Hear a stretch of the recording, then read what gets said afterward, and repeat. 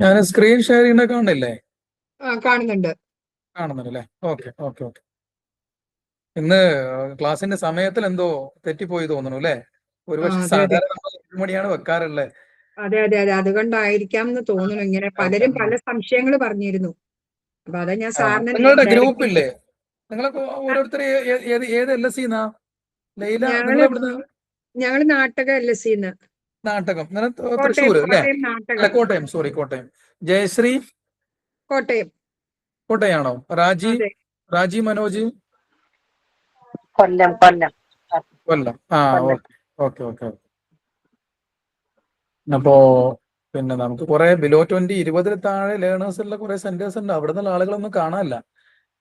I അതെ don't know അതെ what is wrong with dum. എന്താണ് അവർക്ക് പ്രശ്നം എന്ന് അറിയില്ല. കാരണം ക്ലാസ്സുകൾക്ക് നമുക്കിപ്പോ ബുദ്ധിമുട്ട് എന്താന്ന് വെച്ചാൽ ഇതുപോലെ കുറവ് ആളുള്ളത് കൊണ്ടാണ് ഇങ്ങനെ ഓൺലൈൻ ക്ലാസ് ആക്കിയത്. ഇപ്പൊ ഓൺലൈനിലും വരുന്നില്ല ആൾക്കാർ. അത് അതെ അതെ കാരണം അതെ, ഓൺലൈൻ ക്ലാസ്സിൽ യൂണിവേഴ്സിറ്റിയെ വന്നാലേ കുറ്റം അപ്പൊ നമ്മൾ യൂണിവേഴ്സിറ്റിയെ കുറ്റം പറഞ്ഞിട്ട് കാര്യമില്ല. കാരണം അവർക്കും അവരുടേതായ കുറെ മാനദണ്ഡങ്ങൾ ഉണ്ടാവുമല്ലോ. അതുകൊണ്ടായിരിക്കും ഒരു പക്ഷേ. കുഴപ്പമില്ല. പക്ഷെ നമ്മൾ ഈ ആൻസർ ഷീറ്റിൽ നോക്കുമ്പോഴേ നമ്മൾ വാല്യുവേഷൻ ഒക്കെ നടത്തുമ്പോൾ പെർഫോമൻസ് എന്ന് പറയുന്നത് വളരെ വളരെ മോശമാണ്. കാരണം പിന്നെ നമ്മള് വളരെ അപൂർവം എന്ന് പറഞ്ഞാല് ഞാൻ ഒരു 100%-ൽ നമ്മളൊരു 20-25% ഒക്കെ ആളുകൾ മാത്രമേ പുസ്തകങ്ങളൊക്കെ പഠിച്ചെഴുതുന്നുള്ളൂ. മറ്റുള്ള ആളുകളൊക്കെ നമ്മളൊരു കോമൺ സെൻസിക്കലായിട്ട് നമുക്ക് തോന്നുന്ന കാര്യങ്ങൾ അങ്ങനെ അപ്പടി എഴുതി വെക്കുക. അതൊരു അതെ അതെ ഒരു നമ്മുടെ പെർഫോമൻസ് എന്ന് പറഞ്ഞാൽ നമ്മൾ പിന്നെ വിജയ ശതമാനം വരുമ്പോൾ അതിനെ ബാധിക്കുന്നു. അതെ. നമ്മളിപ്പോ ക്ലാസ് എടുത്തു അതുപോലെ കഴിഞ്ഞാൽ തന്നെ നമ്മൾ അത് സാറ് പറഞ്ഞ ശരിയാണ്. ഞാൻ ഇപ്പൊ ഈ BA ചേർന്നിട്ട് സത്യത്തില് എനിക്ക് ഭയങ്കര ടഫാണ് പഠിക്കാൻ. എങ്കിൽ പോലും ഞാൻ ഈ ഗൂഗിളിൽ നിന്നും പുസ്തകത്തിനകത്ത ക്വസ്റ്റ്യൻസ് പിന്നെ നമ്മുടെ ബാക്കിൽ കൊടുക്കുന്ന കുറച്ച് അതെ, ക്വസ്റ്റ്യൻസ് ഉണ്ടല്ലോ, മോഡൽ ക്വസ്റ്റ്യൻ മോഡൽ. പേപ്പർ. അതൊക്കെ ഒന്ന് നോക്കി മലയാളത്തിൽ അടിച്ചു നോക്കി മലയാളത്തിൽ നോക്കിയിട്ടും അങ്ങനെയൊക്കെ പഠിച്ചിട്ടാണ് നമ്മൾ എഴുതുന്നത്. അതെ പക്ഷേ അതെ അതെ. അപ്പൊ 45-65 കുട്ടികളുണ്ട് ഈ നാട്ടക LSE-യിലേ. അപ്പൊ ഞങ്ങള് 45-65 പേര് എഴുതിയിട്ട് ഞങ്ങള് നോക്കുമ്പോ അതിൽ 20 പേര് BA മലയാളവും 45 പേരെങ്ങാണ്ട് BA സോഷ്യോളജി ആന്ന് തോന്നുന്നു. പിന്നെ കുറെ ഓ അറബിക്കും അങ്ങനെ വേറെ കുറെ ഉണ്ട്. സോഷ്യോളജി 40 പേരുണ്ട്. പക്ഷെ ഇതിനകത്ത് അങ്ങനെ എല്ലാരും ഒന്നും പാസ്സാകണില്ല. അതും ഒരു ബുദ്ധിമുട്ട്. കാരണം ഇത്രയൊക്കെ കാശ് കൊടുത്ത് പഠിച്ചിട്ടേ അത് രണ്ടൊക്കെ ഇതുകൊണ്ടാണ് ഒരു സീരിയസ്നെസ്. നമ്മൾ ഒരു 10 ക്ലാസ് അല്ലെങ്കിൽ +2 പോലെ ഇല്ലല്ലോ, ഹയർ ലേണിംഗ് അല്ലേ. അപ്പൊ കുറച്ചൊരു നമ്മളൊക്കെ പിന്നെ ഞാനൊക്കെ അതെ രാത്രിയിൽ അതെ, ഒരുപാട് കഷ്ടപ്പെടുന്നുള്ളൂ. ഞാൻ 10 മണി തൊട്ട് നമ്മളൊരു 12 മണി സീരിയസ്നെസ് വരെ. കൊടുക്കണം. നമ്മളൊരു സീരിയസ്നെസ് കൊടുത്തിട്ട് നമ്മൾ അല്ല പുസ്തകങ്ങൾ അതാ വായിക്കണം, ഞാൻ അതിൽ കാര്യങ്ങൾ. നമ്മളിങ്ങനെ എല്ലാവരോടും പറയാറുണ്ട്, നമ്മൾ 10 തൊട്ട് 12 വരെ ഇതിനു വേണ്ടി മെനക്കെട്ട ഒരു ആൻസറെങ്കിലും പഠിക്കാൻ പറ്റും. അപ്പൊ അങ്ങനെ കുറെ ദിവസങ്ങളുണ്ടല്ലോ. അപ്പം ഞാനിപ്പം 2 സെമ്മിന്റെ അറിഞ്ഞാലും പാസ്സായിട്ടുണ്ട്. പക്ഷെ ഒരു സെമ്മിന് കുറവാണ്, 58%. ഒരു സെമ്മിന് 63%. അങ്ങനെ നമ്മൾ അങ്ങനെയെങ്കിലും പാസ്സായി കിട്ടിയാൽ മതി എന്നേ ഉള്ളൂ. വലിയ മാർക്ക് അല്ലെങ്കിലും നമുക്കിങ്ങനെ അല്ല, പിന്നീട് മാർക്ക് ക്ലാസ്സുകൾ വരുന്ന ആൾക്കാർക്ക് ഞാൻ പറയുമ്പോൾ ക്ലാസ്സുകളൊക്കെ അറ്റൻഡ് ചെയ്ത് കഴിഞ്ഞാൽ പിന്നെ നിങ്ങൾ പുസ്തകം ഒന്ന് വായിക്കുമ്പോൾ നമ്മൾ ഈ എടുക്കുന്ന കാര്യങ്ങളൊക്കെ കുറച്ചൊക്കെ നമുക്ക് നല്ലൊരു ഓർമ്മ ഉണ്ടാവും. അതെ അതെ മിക്കവാറും ചോദ്യങ്ങളൊക്കെ ഏകദേശം അതിനോട് അനുബന്ധമായിട്ടുള്ളതിനായിരിക്കും വരിക. അതെ അതെ ഓക്കെ, എനിവേ പഠിക്കാതെ നമുക്ക് നമ്മള് അതെ ഓക്കെ. അതെ അതെ, ഞാനതാ പറഞ്ഞത്. നമ്മളൊരു ശ്രദ്ധ അല്ലെങ്കിൽ ഒരു സീരിയസ്നെസ് കൊടുത്താലേ നമുക്ക് എന്ത് ചെയ്യുള്ളൂ, ഇതൊക്കെ സെമസ്റ്ററുകളൊക്കെ നമുക്ക് പാസ്സായി പോകാൻ പറ്റുള്ളൂ. അതെ ഇപ്പോ അതെ ഓപ്പൺ എഡ്യൂക്കേഷൻ ആണ്, പിന്നെ നമ്മൾ ക്ലാസ്സുകൾ അറ്റൻഡ് ചെയ്യേണ്ടതില്ല, അങ്ങനെയൊക്കെ നമ്മളൊരു ലാഘവത്തോടെ കണ്ടു കഴിഞ്ഞാൽ അത് നമ്മുടെ റിസൾട്ടിനെ നന്നായിട്ട് ബാധിക്കും. എനിവേ നിങ്ങൾ ക്ലാസ്സിൽ വരുന്നത് നമുക്ക് സന്തോഷമാണ്. കാരണം നമുക്ക് ഇന്ററാക്ട് ചെയ്യാനും ക്ലാസ് എടുക്കുന്ന സമയത്ത് നമുക്കൊരു സാറ്റിസ്ഫാക്ഷൻ കിട്ടണമെങ്കിലൊക്കെ നിങ്ങളുടെ റിപ്ലൈ കാര്യങ്ങൾ ഇന്ററാക്ഷൻ ഒക്കെ വേണം. എനിവേ അപ്പൊ നമുക്ക് ക്ലാസ്സിലേക്ക് കടക്കാം. പിന്നെ ബ്ലോക്ക് 5 ആണ് നമുക്ക് ഡിസ്കസ് ചെയ്യാം. ഇന്നലെ ബ്ലോക്ക് 6 ക്ലാസ് ഉണ്ടായിട്ടുണ്ടാവും അല്ലേ? ഇല്ല, ഉണ്ടായിരുന്നില്ല. ടീച്ചർ എടുത്തില്ലേ ഇല്ല ഇല്ല. ബ്ലോക്ക് 6? ഞങ്ങൾ പിന്നെയാണോ? പരസ്പരം ചോദിക്കണ്ടായിരുന്നു, ക്ലാസ് ഉണ്ടോ ഇല്ല. 9-ാം തീയതി ഉണ്ടായിരുന്നെന്ന് പറയുന്നു. 9-ാം തീയതിയും എടുത്തില്ലെന്നാണ് എനിക്ക് തോന്നുന്നത്. 9-ാം തീയതി ആരും ക്ലിയർ ഇല്ലെന്നാ പറയുന്നത്. ജയശ്രീ ഒന്നും കയറി. ഉണ്ടായിരുന്നു. 9-ാം തീയതി ഉണ്ടായിട്ടുണ്ടാവും അല്ലേ? എന്നാ 9-ാം തീയതി ഉണ്ടായിട്ടായിരിക്കും. പക്ഷെ ജയശ്രീ ഒന്നും പോകാത്തോണ്ട് നമുക്ക് അറിയത്തില്ല. നമ്മുടെ കൂടെയുള്ള ആരും വന്നില്ലെന്ന് തോന്നുന്നു, എനിക്കറിയില്ല. ആരും വന്നിട്ടില്ല ഒന്നുമില്ല. ഞാൻ ജസ്റ്റ് നോക്കട്ടെ ടൈം ടേബിള്. 9-ന് 9-ാം തീയതി ക്ലാസ് ഉണ്ടായിരുന്നു. ഷെഡ്യൂളിൽ കിടപ്പുണ്ട് ഉണ്ടായിട്ടുണ്ട്. 9-ാം 9-ാം തീയതി 7 to 10 വരെ ക്ലാസ് കിടന്നിട്ടുണ്ട്. ഞാൻ ആ ടൈം ടേബിൾ നിങ്ങൾ വാട്സാപ്പിൽ വന്നപ്പോൾ ഞാൻ നിങ്ങൾക്ക് ഷെയർ ചെയ്തിട്ടുണ്ട്. ഓക്കെ, 7 to 10 എന്നൊക്കെ പറയുമ്പോൾ ഒരുപാട് ആ സമയം ഇങ്ങനെ ഇരിക്കണ്ടേ, അതാണ് ഒരു ബുദ്ധിമുട്ട്. ഇതിപ്പം 1.5 മണിക്കൂറല്ലേ ഉള്ളൂ. അതായത് നമ്മള് അതായത് പിന്നെ ഞാൻ ഒന്നാമത് ഈ സ്പ്ലിറ്റ് ചെയ്യാൻ കാരണം എന്താണെന്ന് വെച്ചാൽ ഒരു സുദീർഘമായ ക്ലാസ് ഞാൻ ഇപ്പൊ 3 മണിക്കൂർ നമ്മൾ ടൈം ടേബിൾ കൊടുത്താലും ശരി നമ്മളൊരു 1 to 2 hours ഉള്ളിൽ മിക്കവാറും ബ്ലോക്കുകൾ തീർക്കാറുണ്ട്. ഓക്കെ. അപ്പോൾ എനിവേ ഈ ഒരു 5ാമത്തെ ബ്ലോക്കിൽ നമ്മൾ 3 യൂണിറ്റ് നമുക്കുണ്ട്. മിക്കവാറും 2 യൂണിറ്റോളം നമ്മൾ ഡിസ്കസ് ചെയ്യും. നിങ്ങൾക്കൊക്കെ അറിയുന്ന കാര്യങ്ങളൊക്കെ തന്നെയാണ് നമ്മൾ നാളെ ഡിസ്കസ് ഉണ്ടല്ലോ, ചെയ്യുന്നത്. സാറിന്റെ ക്ലാസ് നാളെ ഉണ്ടല്ലോ. നാളെയുണ്ട്. ഇതിന്റെ ബാക്കിയാണത് കേട്ടോ. നമ്മൾ 1.5 മണിക്കൂർ എന്ന് പറഞ്ഞാൽ അത്രയൊന്നും സമയം നാളെ എടുക്കുമ്പോൾ നമുക്ക് അത്രയൊന്നും വരൂല. എനിവേ പെട്ടെന്ന് നോക്കാം. അപ്പൊ ജെൻഡർ ഡൈനാമിക്സ് ഇൻ ഇന്ത്യ എന്നുള്ളതാണ് നമുക്ക് ഈ ഒരു ബ്ലോക്കിൽ പഠിക്കാനുള്ളത്. ജെൻഡർ ഡൈനാമിക്സ് എന്ന ജെൻഡർ എന്നാണ് ഒരുപക്ഷെ നിങ്ങൾ മനസ്സിലാക്കിയിട്ടുണ്ടായിരിക്കും. ജെൻഡറും സെക്സും തമ്മിലുള്ള ഡിഫറൻസ് ഒക്കെ നമ്മൾ പറഞ്ഞിരുന്നു. ഓരോ മെയിൽ ഫീമെയിൽ എന്നുള്ള കാറ്റഗറിയെ അടിസ്ഥാനപ്പെടുത്തിയിട്ട് സമൂഹം ഈ പിന്നെ പുരുഷനും സ്ത്രീക്കും ഒക്കെ കൽപ്പിച്ചു നൽകുന്ന പ്രത്യേകമായ അർത്ഥങ്ങള്, അതിനെ അടിസ്ഥാനപ്പെടുത്തിയിട്ട് നൽകുന്ന ഓരോ ജോലികള്, റോളുകള്, ഡ്യൂട്ടികള്, ഇതിനെ വെച്ചുകൊണ്ടാണ് നമ്മൾ ജെൻഡർ എന്നുള്ള ടേം നമ്മൾ ഉപയോഗിക്കുന്നത്. അപ്പൊ ജെൻഡർ ഡൈനാമിക്സ് ഇൻ ഇന്ത്യ എന്നുള്ളതാണ് നമ്മുടെ ഈ ഒരു ബ്ലോക്ക്.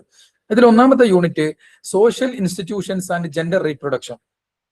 അപ്പൊ ഇവിടെ നമ്മൾ ഡിസ്കസ് ചെയ്യാൻ പോണ കാര്യം എന്താണെന്ന് വെച്ചാൽ ഈ ജെൻഡർ ഇപ്പൊ നമ്മൾ പറഞ്ഞല്ലോ പുരുഷൻ അല്ലെങ്കിൽ സ്ത്രീ എന്ന് നമ്മൾ പറയും. അതിൽ തന്നെ മെയിൽ ഫീമെയിൽ അല്ലെങ്കിൽ നമ്മൾ പറയുന്ന ടെർമിനോളജി. അപ്പൊ നമുക്കറിയാം, നമുക്ക് ഒരുപാട് മുൻധാരണകളുണ്ട്. സ്ത്രീകളാണ് സമയത്ത് ഇന്ന ജോലികളെ ചെയ്യാൻ പറ്റുള്ളൂ, ഇന്ന രീതിയിലെ കുടുംബത്തിൽ പെരുമാറണം, വിവാഹം കഴിഞ്ഞോടുകൂടെ പിന്നെ അവർ പുരുഷന്റെ കീഴിലാവണം, ഇങ്ങനെ ഒരുപാട് ധാരണകൾ നമുക്കുണ്ട്. അപ്പോ ഇങ്ങനെ ജെൻഡറുമായി ബേസ് ചെയ്തുകൊണ്ട് പുരുഷനും സ്ത്രീക്കുമുള്ള എല്ലാവിധ നമ്മൾ പറയുന്ന അണ്ടർസ്റ്റാൻഡിങ്ങുകൾ, ആ കൺസെപ്റ്റുകളെല്ലാം അതിനെ സൊസൈറ്റിയിൽ ഇങ്ങനെ നിലനിർത്തി പോകുന്നത് ആരാണ്? അതാണ് ചോദ്യം. ജെൻഡർ റീപ്രൊഡക്ഷൻ, ഈ ജെൻഡറിനെ വീണ്ടും വീണ്ടും പ്രൊഡ്യൂസ് ചെയ്തുകൊണ്ടിരിക്കുന്നത് ആരാണ്? ഇപ്പൊ നമ്മൾ പറഞ്ഞുകൊണ്ടിരിക്കുന്നത് എന്താന്ന് വെച്ചാൽ പുരുഷനും സ്ത്രീയും എന്ന് പറയുന്നത് രണ്ടും ഒരേപോലെ ഹ്യൂമൻ ബീയിങ്സ് ആണ്. രണ്ടുപേർക്കും ഈക്വൽ ആയിട്ടുള്ള ഒരു വേൾഡാണ് ഇവിടെ ഉള്ളത്. രണ്ടുപേർക്കും ഈക്വൽ റൈറ്റ് ആണുള്ളത്. അങ്ങനെ ഇരിക്കെ പുരുഷനെ ആധിപത്യമുള്ളവനും സ്ത്രീയെ കീഴാൾ എന്നാൽ ആ പുരുഷന്റെ കീഴിലാക്കുന്നതും ആരാണ്? നമ്മൾ ഡിസ്കസ് ചെയ്ത് കഴിഞ്ഞു. നമ്മൾ പറയാം നമ്മുടെ സൊസൈറ്റി ആണെന്നാണ് പറഞ്ഞത്. സമൂഹമാണ് അത് അങ്ങനെ ആക്കുന്നത്. അതെ, സമൂഹമാണെന്നാണ് നമ്മൾ പറഞ്ഞത്. അപ്പൊ സമൂഹമാണെന്ന് പറയുമ്പോൾ സ്വാഭാവികമായിട്ടും സമൂഹം ഏത് രീതിയിൽ, അല്ലെങ്കിൽ സമൂഹത്തിന്റെ ഏതൊക്കെ മേഖലകൾ, സ്ഫിയറുകളാണ് അല്ലെങ്കിൽ ഡയമെൻഷൻസ് ആണ് ഇതിനെ റീപ്രൊഡ്യൂസ് ചെയ്തുകൊണ്ടിരിക്കുന്നത്, അല്ലെങ്കിൽ ഇത്തരത്തിലുള്ള മീനിങ്ങുകൾക്ക് സപ്പോർട്ട് കൊടുക്കുന്നത്. അപ്പൊ അവിടെ നമ്മൾ ഏറ്റവും പ്രധാനമായി ഡിസ്കസ് ചെയ്യുന്ന കാര്യം സോഷ്യൽ ഇൻസ്റ്റിറ്റ്യൂഷൻസ് ആണ്. അപ്പൊ നിങ്ങൾ BA ഡിഗ്രി ഒക്കെ പഠിക്കുമ്പോൾ നമ്മൾ സോഷ്യോളജിയിൽ സോഷ്യൽ ഇൻസ്റ്റിറ്റ്യൂഷൻ എന്ന് പറഞ്ഞാൽ നമുക്കറിയാം. അതുകൊണ്ട് ഉദ്ദേശിക്കുന്നത് ഏറ്റവും പ്രധാനമായിട്ട് ഫാമിലി, അതുപോലെ മാരേജ്, റിലീജിയൻ, എക്കോണമി, അതുപോലെ പോളിറ്റി, ഇങ്ങനെയൊക്കെയുള്ള സ്ഥാപനങ്ങളാണ്. സ്ഥാപനം എന്ന് പറയുമ്പോൾ ബിൽഡിംഗ് കെട്ടിയിട്ടുള്ള നമ്മുടെ ഓഫീസുകൾ എന്നല്ല ഉദ്ദേശം. നമ്മുടെ സമൂഹത്തിലുള്ള സംവിധാനങ്ങളെയാണ് നമ്മൾ ഇവിടെ സ്ഥാപനം എന്നോട് ഉദ്ദേശിക്കുന്നത്. വരും. സോഷ്യൽ ഇൻസ്റ്റിറ്റ്യൂഷൻ എന്നതുകൊണ്ട് നമ്മൾ ഉദ്ദേശിക്കുന്നത് ഇങ്ങനെയുള്ള സാമൂഹിക സംവിധാനങ്ങളെയാണ് നമ്മൾ ഉദ്ദേശിക്കുന്നത്. അപ്പൊ അതിൽ സോഷ്യൽ നമ്മൾ പറയുന്ന ഇപ്പൊ എക്കോണമി തലത്തിലേക്ക് നമ്മൾ പോകുമ്പോൾ അവിടെയുള്ള ക്ലാസ്, നമ്മൾ പറയുന്ന വർഗങ്ങൾ, പുരുഷവർഗം, അതുപോലെ എന്താ പറയാ ഉള്ള വർഗം, അപ്പൊ നമ്മൾ പറയുന്ന ഹാവ്സ് ആൻഡ് ഹാവ് നോട്ടുകൾ, അല്ലെങ്കിൽ rich class and working class എന്ന് പറയുന്നത്, ജാതി. അപ്പൊ നമ്മൾ സമൂഹത്തിലേക്ക് ഇറങ്ങി ചെല്ലുന്ന സമയത്ത് സമൂഹത്തിൽ നമുക്ക് കൃത്യമായിട്ട് കാണാൻ പറ്റുന്ന ഒരു സാധനമാണ് കാസ്റ്റ് എന്നുള്ളത്. അപ്പൊ ഈ കാസ്റ്റ് എന്ത് ചെയ്യുന്നു? പല രീതിയിൽ, റിലീജിയനാണ് പ്രധാനമായിട്ടും കാസ്റ്റ് എന്ന് പറഞ്ഞാൽ. അപ്പോ ഈ റിലീജിയന്റെ കീഴിലാണ് കാസ്റ്റ് വരിക. അപ്പോ ഈ മതപരമായ ഗ്രന്ഥങ്ങള്, അല്ലെങ്കിൽ പിന്നെ വേദങ്ങള്, ഉപനിഷത്തുകള്, ഇങ്ങനെയൊക്കെയുള്ള സീക്രട്ട് ടെക്സ്റ്റുകളിലൂടെ പറയപ്പെട്ടിട്ടുള്ള ജാതി, ആ ജാതിയെ ബേസ് ചെയ്തുകൊണ്ട് പുരുഷനെയും സ്ത്രീയെയും വ്യത്യസ്തമായ തലങ്ങളിൽ നമ്മൾ വേർതിരിക്കുന്നതെല്ലാം ഇവിടെ എന്ത് ചെയ്യും? നമ്മൾ ഈ പറയുന്ന ജെൻഡറിനെ റീപ്രൊഡ്യൂസ് ചെയ്യുന്ന സ്ഥാപനങ്ങളാണ്. അപ്പൊ അതിനെയാണ് ഞാനിപ്പോ അതിനൊരു ഔട്ട്ലൈൻ നിങ്ങൾക്ക് തന്നു എന്നാണുള്ളൂ. അതിനെയാണ് നമുക്ക് ഇവിടെ ഡിസ്കസ് ചെയ്യാനുള്ളത്. അപ്പോ ഞാൻ ക്ലാസ് നമ്മൾ സ്റ്റാർട്ട് ചെയ്യണം. അപ്പൊ ഇനി എന്തെങ്കിലും സൗണ്ട് ഒക്കെ കേൾക്കുന്നില്ലെങ്കിൽ നിങ്ങൾ ഇടയിൽ വന്ന് നിങ്ങൾ പറയണം കേട്ടോ. കാരണം ക്ലാസ്സിലേക്ക് ഞാൻ അങ്ങോട്ട് കിടക്കുമ്പോ പിന്നെ നമുക്കത് എന്താ പറയാ എല്ലാ സമയത്തും ഫോളോ ചെയ്യാൻ പറ്റിക്കോളുന്നില്ല. അപ്പൊ നിങ്ങൾ പറഞ്ഞാൽ മതി. അപ്പോ പേജ് നമ്പർ 95 ആണ്. പുസ്തകങ്ങൾ കയ്യിലുള്ള ആൾക്കാരാണെങ്കിൽ പേജ് നമ്പർ പുസ്തകം തുറന്നു വെക്കണം കേട്ടോ. എന്നിട്ട് അവിടെ ഞാൻ പറയുന്ന ഭാഗങ്ങളൊക്കെ നിങ്ങൾ വായിച്ചു അണ്ടർലൈൻ ഒക്കെ ചെയ്തു കൊടുക്കണം. പ്രധാനപ്പെട്ട പോയിന്റുകളൊക്കെ പറയുമ്പോൾ നിങ്ങൾ അതിന്റെ ചോട വരച്ചു കൊടുക്കണം. ഈ സ്ക്രീനിൽ നിങ്ങൾക്ക് കാണാനുണ്ടാവും. സ്ക്രീനിൽ ഞാൻ ഈ ഹൈലൈറ്റ് ചെയ്തിട്ട് ഈ മഞ്ഞ കളറിൽ കാണുന്നത് ഞാൻ സംസാരിക്കാൻ ഉദ്ദേശിക്കുന്ന അല്ലെങ്കിൽ ക്ലാസ് എടുക്കാൻ ഉദ്ദേശിക്കുന്ന പ്രധാനപ്പെട്ട ഭാഗങ്ങളാണ്. അപ്പൊ നമ്മൾ ഈ വേദങ്ങളൊക്കെ പരിശോധിച്ച് നോക്കുമ്പോൾ മനുസ്മൃതിയൊക്കെ ചെക്ക് ചെയ്യുമ്പോൾ അതിൽ പ്രധാനമായിട്ട് കാണുന്ന ഒരു കൊട്ടേഷനാണ്: in childhood a woman must be under the control of her father, in youth her husband, and in old age her sons. A woman must never be independent.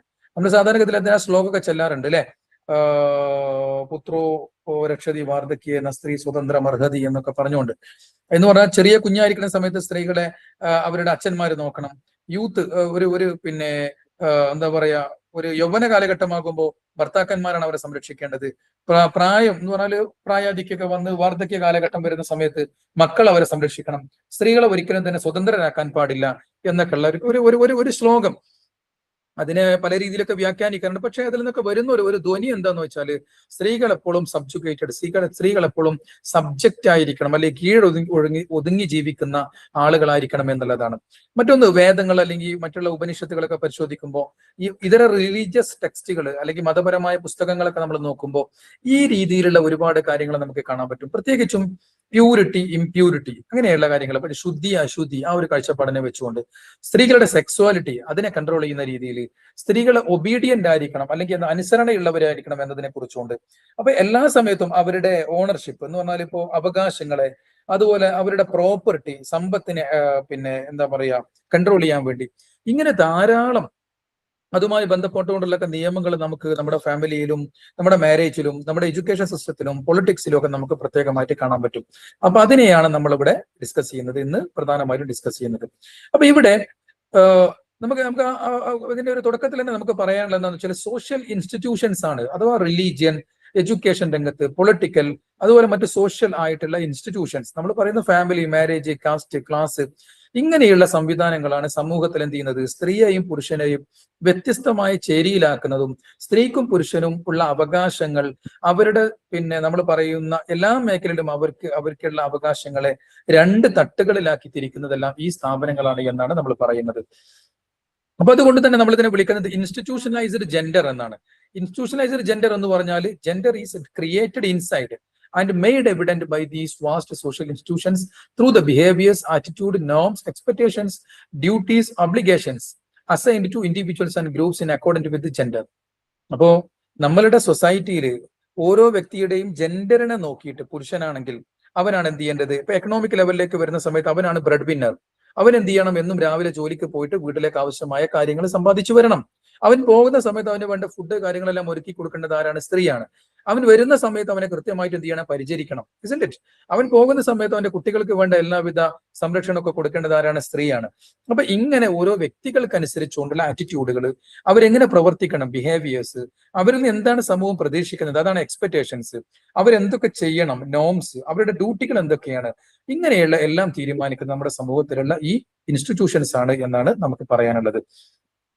According to this societal norm, both the genders are treated differently. For example, workplaces are commonly gendered. നമുക്കറിയാൻ പറ്റുന്ന ഒരു കാര്യമാണ് അല്ലെ. അപ്പൊ ഇതിനെ base ചെയ്തുകൊണ്ട് സമൂഹത്തിന്റെ എല്ലാ മേഖലയിലും നമുക്ക് ഈ വ്യത്യാസം എങ്ങനെ കാണാൻ പറ്റും. ഇപ്പൊ ആരാധനാ കർമ്മങ്ങളിലേക്ക് നോക്ക്, പുരുഷന് പ്രത്യേകമായ പല അവകാശങ്ങൾ, സ്ത്രീകൾക്ക് അതില്ല. ജോലി സ്ഥലത്തേക്ക് വരുന്ന സമയത്ത് നമുക്ക് ഈ ഒരു വ്യത്യാസം കാണാൻ പറ്റും. ഇനി മറ്റെന്തെങ്കിലും റിച്വൽസ് ആവട്ടെ, അതല്ലെങ്കിൽ മറ്റു നമ്മൾ പൊളിറ്റിക്സ്, രാഷ്ട്രീയത്തിലേക്ക് വന്ന് നോക്ക്, ഇപ്പോഴും നമുക്ക് എന്ത് ചെയ്യുന്നു, സ്ത്രീകളും പുരുഷന്മാർക്കും തുല്യമായുള്ള അവസരങ്ങൾ നമുക്ക് അവിടെ കാണാൻ സാധ്യമല്ല. അപ്പൊ വലിയ രീതിയിലുള്ള ഈ ഒരു വ്യത്യാസം, അത് സമ്പത്തിന്റെ കാര്യത്തിലാവട്ടെ, ആക്സസിന്റെ കാര്യത്തിലാവട്ടെ, പവർ, അധികാരത്തിന്റെ കാര്യത്തിലാവട്ടെ, ഓപ്പർച്യൂണിറ്റീസിന്റെ കാര്യത്തിലാവട്ടെ, നമുക്ക് ഈ ഒരു വ്യത്യാസം നമുക്ക് കൃത്യമായിട്ട് കാണാൻ പറ്റും. Gender reproduction and caste. ഇനി ജെൻഡർ റീപ്രൊഡക്ഷൻ, ഈ നമ്മൾ ഈ പറഞ്ഞ ജെൻഡറിന് മീനിങ് കൊടുത്തല്ലോ, ഇതിനെ റീപ്രൊഡ്യൂസ് ചെയ്യുന്നതിൽ കാസ്റ്റിന് എന്തൊക്കെ റോളാണുള്ളത് നോക്കാം. പ്രധാനമായിട്ടും നമ്മൾ പറയുന്ന ഒരു കാര്യം, കാസ്റ്റ് സിസ്റ്റം എന്നുള്ളത് ചരിത്രപരമായിട്ട് അല്ലെങ്കിൽ ചരിത്രത്തിലുടനീളം നമ്മൾ നോക്കുമ്പോൾ ഈ ജെൻഡറിനെ അല്ലെങ്കിൽ പുരുഷനെയും സ്ത്രീയെയും കൃത്യമായി ഡിമാർക്കേറ്റ് ചെയ്യുന്നതിൽ, വേർതിരിക്കുന്നതിൽ ജെൻഡറിന് വലിയൊരു റോൾ ഉണ്ട് എന്നുള്ളതാണ്. ഈ ജെൻഡർ വെച്ചുകൊണ്ടാണ് സോഷ്യൽ സ്ട്രാറ്റിഫിക്കേഷൻ സമൂഹത്തിൽ നടക്കുന്നത് അല്ലെ. നമുക്കറിയാം, നമ്മൾ പറയുന്ന കാസ്റ്റ് അല്ലെങ്കിൽ വർണ്ണ സിസ്റ്റം നിലനിൽക്കുന്നത് ഈ കാസ്റ്റിനെ അടിസ്ഥാനപ്പെടുത്തിയാണ്. അപ്പോൾ ഇതേ ഹയറാർക്കിയിൽ തന്നെ ജനങ്ങൾ എന്ത് ചെയ്തിട്ടുണ്ട്, വ്യത്യസ്തമായ കാസ്റ്റുകളിലേക്ക് തിരിച്ചിട്ടുണ്ട്. അവിടെ പുരുഷനെയും സ്ത്രീയെയും തിരിച്ചിട്ടുണ്ടെങ്കിലും സ്ത്രീയെ വീണ്ടും എന്ത് ചെയ്യുന്നു, അവിടെ ജെൻഡർ ബേസ് ചെയ്തുകൊണ്ടും വേർതിരിക്കപ്പെട്ടിട്ടുണ്ടെന്നല്ല. അപ്പൊ നമ്മൾ പറയുന്നത് 4 ജാതികളാണുള്ളത് അല്ലെ, ബ്രാഹ്മിൻസ്, ക്ഷത്രിയാസ്, വൈശ്യാസ് ആൻഡ് ശൂദ്രാസ്, നമുക്കറിയുന്നതാണ്. പക്ഷെ ഈ ഓരോ ജാതിയിലുള്ള പുരുഷന്മാരെക്കാളും ആ ജാതിയിലുള്ള സ്ത്രീകൾ വീണ്ടും താഴെ തട്ടിലാണെന്നുള്ള കാര്യം കൂടെ നമ്മൾ മനസ്സിലാക്കേണ്ടതുണ്ട്. അപ്പൊ സ്ത്രീ ജനങ്ങൾ അവിടെ 2 രീതിയിലാണ് എന്ത് ചെയ്യുന്നത്, അവിടെ അവര് അല്ലെങ്കിൽ എന്താ പറയാ, നമ്മൾ സ്ട്രാറ്റിഫിക്കേഷന് വിധേയമാകുന്നത്. ഒന്ന്, ജാതി ബേസ് ചെയ്തുകൊണ്ട്; 2, ആ ജാതിക്കുള്ളിൽ തന്നെ ജെൻഡർ ബേസ് ചെയ്തുകൊണ്ടും അവരെന്ത് ചെയ്യുന്നു, അവിടെ സ്ട്രാറ്റിഫിക്കേഷൻ അല്ലെങ്കിൽ ഹയറാർക്കിയിൽ അവർ താഴെ തട്ടിലേക്ക് വരുന്നു എന്നുള്ള കാര്യം നമുക്ക് മനസ്സിലാക്കാൻ പറ്റും. ഈ 4 ജാതികൾക്ക് പുറമെ പിന്നെ നമ്മൾ പറയുന്ന ദളിതുകളെ പോലെയുള്ള മറ്റ് അൺടച്ചബിൾസ് അല്ലെങ്കിൽ തൊട്ടുകൂടാത്തവർ എന്ന് വിളിക്കുന്ന ആ ജാതികൾ കൂടി ഉണ്ട് എന്നുള്ളതും നമ്മൾ ഇതോടൊപ്പം മനസ്സിലാക്കേണ്ടതാണ്. ഇവിടെ നമുക്ക് മനസ്സിലാക്കാൻ സാധിക്കുന്ന ഒരു കാര്യം, സൊസൈറ്റിയുടെ സ്ട്രക്ചറിൽ അല്ലെ സ്ത്രീകള് ഡബ്ലി മാർജിനലൈസ്ഡ് ആണ്. എന്താണ് ഈ ഡബ്ലി മാർജിനലൈസ്ഡ് ആണെന്ന് പറഞ്ഞാൽ? ഒന്നാമത് അടയാളപ്പെടുത്തേണ്ട ആ മഞ്ഞ വരച്ചേക്കുന്നത് പെട്ടെന്ന് മാറ്റി കഴിയുമ്പോഴേ ചെയ്യാൻ ശക്കലം ലേശം ഒന്ന് പതുക്കെ. അല്ല, അത് സ്പീഡപ്പിൽ എന്റെ കൂടെ ഇങ്ങനെ വരണം, അല്ലെങ്കിൽ ഞാൻ ഓക്കെ ഓക്കെ സ്ലോ ഓക്കെ ആക്കി ഓക്കെ പറഞ്ഞു ശരി കഴിഞ്ഞാൽ ശരി നമ്മള് 1.5 മണിക്കൂർ കൊണ്ടൊന്നും തീരൂല. ഓക്കെ ഓക്കെ ഓക്കെ ശരി ശരി. Okay okay. അപ്പൊ നിങ്ങൾ അതിന്റെ കൂടെ ഇങ്ങനെ മേക്കപ്പ് ചെയ്ത് വരണം കേട്ടോ. അപ്പോ പിന്നെ എന്താണ് നമ്മൾ ഡബിളി മാർജിനലൈസ്ഡ് ആണെന്ന് പറഞ്ഞത്. എങ്ങനെ ഡബിളി മാർജിനലൈസ്ഡ് ആവുക എന്ന് വെച്ചാൽ നമ്മൾക്ക് പറഞ്ഞു, അത് ഒന്ന് അവരുടെ ജാതി, ജാതിയെ ബേസ്, ഇപ്പൊ ഒരു ശൂദ്രനാണെന്ന് നോക്കുക. ശൂദ്രനാണെങ്കിൽ അവൻ ജാതി അടിസ്ഥാനപ്പെടുത്തിക്കൊണ്ട് ആ ജാതിയിൽപ്പെട്ട പുരുഷനും സ്ത്രീയും ഒക്കെ 4മതായിട്ടാണ് സൊസൈറ്റിയിൽ വരുന്നത്. പക്ഷെ ആ ജാതിയിൽപ്പെട്ട സ്ത്രീയോ, ആ സ്ത്രീ ഈ 4മത്തെ ജാതിയിലെ പുരുഷനും കീഴെയാണ് വരുന്നത്. ഓക്കെ. അപ്പൊ ആദ്യം ബൈ ദർ കാസ്റ്റ് ആയിട്ട് ഒന്ന് വരുന്നു, രണ്ടാമത് അതേ ജാതിയിൽ തന്നെ ജെൻഡറിനെ അടിസ്ഥാനപ്പെടുത്തിക്കൊണ്ടും അവർ വീണ്ടും മാർജിനലൈസ് ചെയ്യപ്പെടുന്നത് നമുക്ക് കാണാൻ പറ്റും. ഓക്കെ. പിന്നെ അതിനൊക്കെ പുറമെ ഓരോ ജാതിയിലും ജാതിപരമായ നിയമങ്ങൾ നമുക്ക് കാണാൻ പറ്റും. പ്രത്യേകിച്ച് കാസ്റ്റ് എൻഡോഗമി. കാസ്റ്റ് എൻഡോഗമി എന്ന് പറഞ്ഞാൽ എന്താ, ആ ജാതിയിൽപ്പെട്ട ആളുകൾക്ക് ആ ജാതിയിൽപ്പെട്ട ആളുകൾ മാത്രമേ വിവാഹം കഴിക്കാൻ പാടുള്ളൂ, അതിന് പുറത്തുനിന്ന് വിവാഹം കഴിക്കാൻ പാടില്ല. പ്രത്യേകിച്ചും അത് എന്തുകൊണ്ടാണ് അങ്ങനെ ഒരു നിയമങ്ങൾ വന്നത്? ആ നിയമങ്ങൾ വന്നതിൽ പ്രധാനമായിട്ടുള്ള കാരണം പറയുന്നത്, പലപ്പോഴും പഴയ കാലം മുതലൊക്കെ മനുഷ്യർ അവരുടെ സ്വത്ത് ഒന്ന് പുറത്തു പോകാതിരിക്കാൻ വേണ്ടിയാണ്. രണ്ടാമത്തെന്ന് വെച്ചാൽ സ്ത്രീകളുടെ സെക്സ്വാലിറ്റി, അല്ലെങ്കിൽ സ്ത്രീകളുടെ വിമൻസ് മൊബിലിറ്റി, അവരുടെ എന്താ പറയാ, അവർ പുറത്തേക്ക് പോകുന്നതിനെ തടയുന്നതിന് വേണ്ടി ചെയ്യുന്നതാണ് അവരുടെ ചോയ്സുകൾ. അപ്പൊ ചോയ്സുകൾ എന്ന് പറഞ്ഞാൽ ഇപ്പോ വേറെ ഏതെങ്കിലും ജാതിയിൽപ്പെട്ട ഒരാളെ ഇഷ്ടപ്പെട്ടാൽ തന്നെയും അയാളെ കല്യാണം കഴിക്കാൻ പാടില്ല, ഈ ജാതിയിൽപ്പെട്ട ആളെ തന്നെ നിങ്ങൾ എന്ത് ചെയ്യണം, വിവാഹം കഴിക്കണം എന്നുള്ള രീതിയിൽ എന്ത് ചെയ്യുക, അവരെ നിർബന്ധിക്കുന്നത്. അപ്പൊ ഇതൊക്കെയാണ് നമ്മൾ പറയുന്ന എൻഡോഗമി, എങ്ങനെയാണ് ജെൻഡറിനെ കൺട്രോൾ ചെയ്യുന്നതിൽ മാനേജ് ചെയ്യുന്നത് നമുക്ക് മനസ്സിലാക്കാൻ പറ്റും. മറ്റൊന്ന്, ഇപ്പൊ ഉന്നത ജാതിയിൽപ്പെട്ട സ്ത്രീകൾ തന്നെയാണെങ്കിൽ തന്നെ അവർ വലിയ രീതിയിൽ വിദ്യാഭ്യാസം അവർക്ക് നിഷേധിക്കപ്പെടുന്നു, അവർക്ക് പഠിക്കാൻ പാടില്ല, പുരുഷന്മാർക്കേ പഠിക്കാൻ പറ്റുള്ളൂ.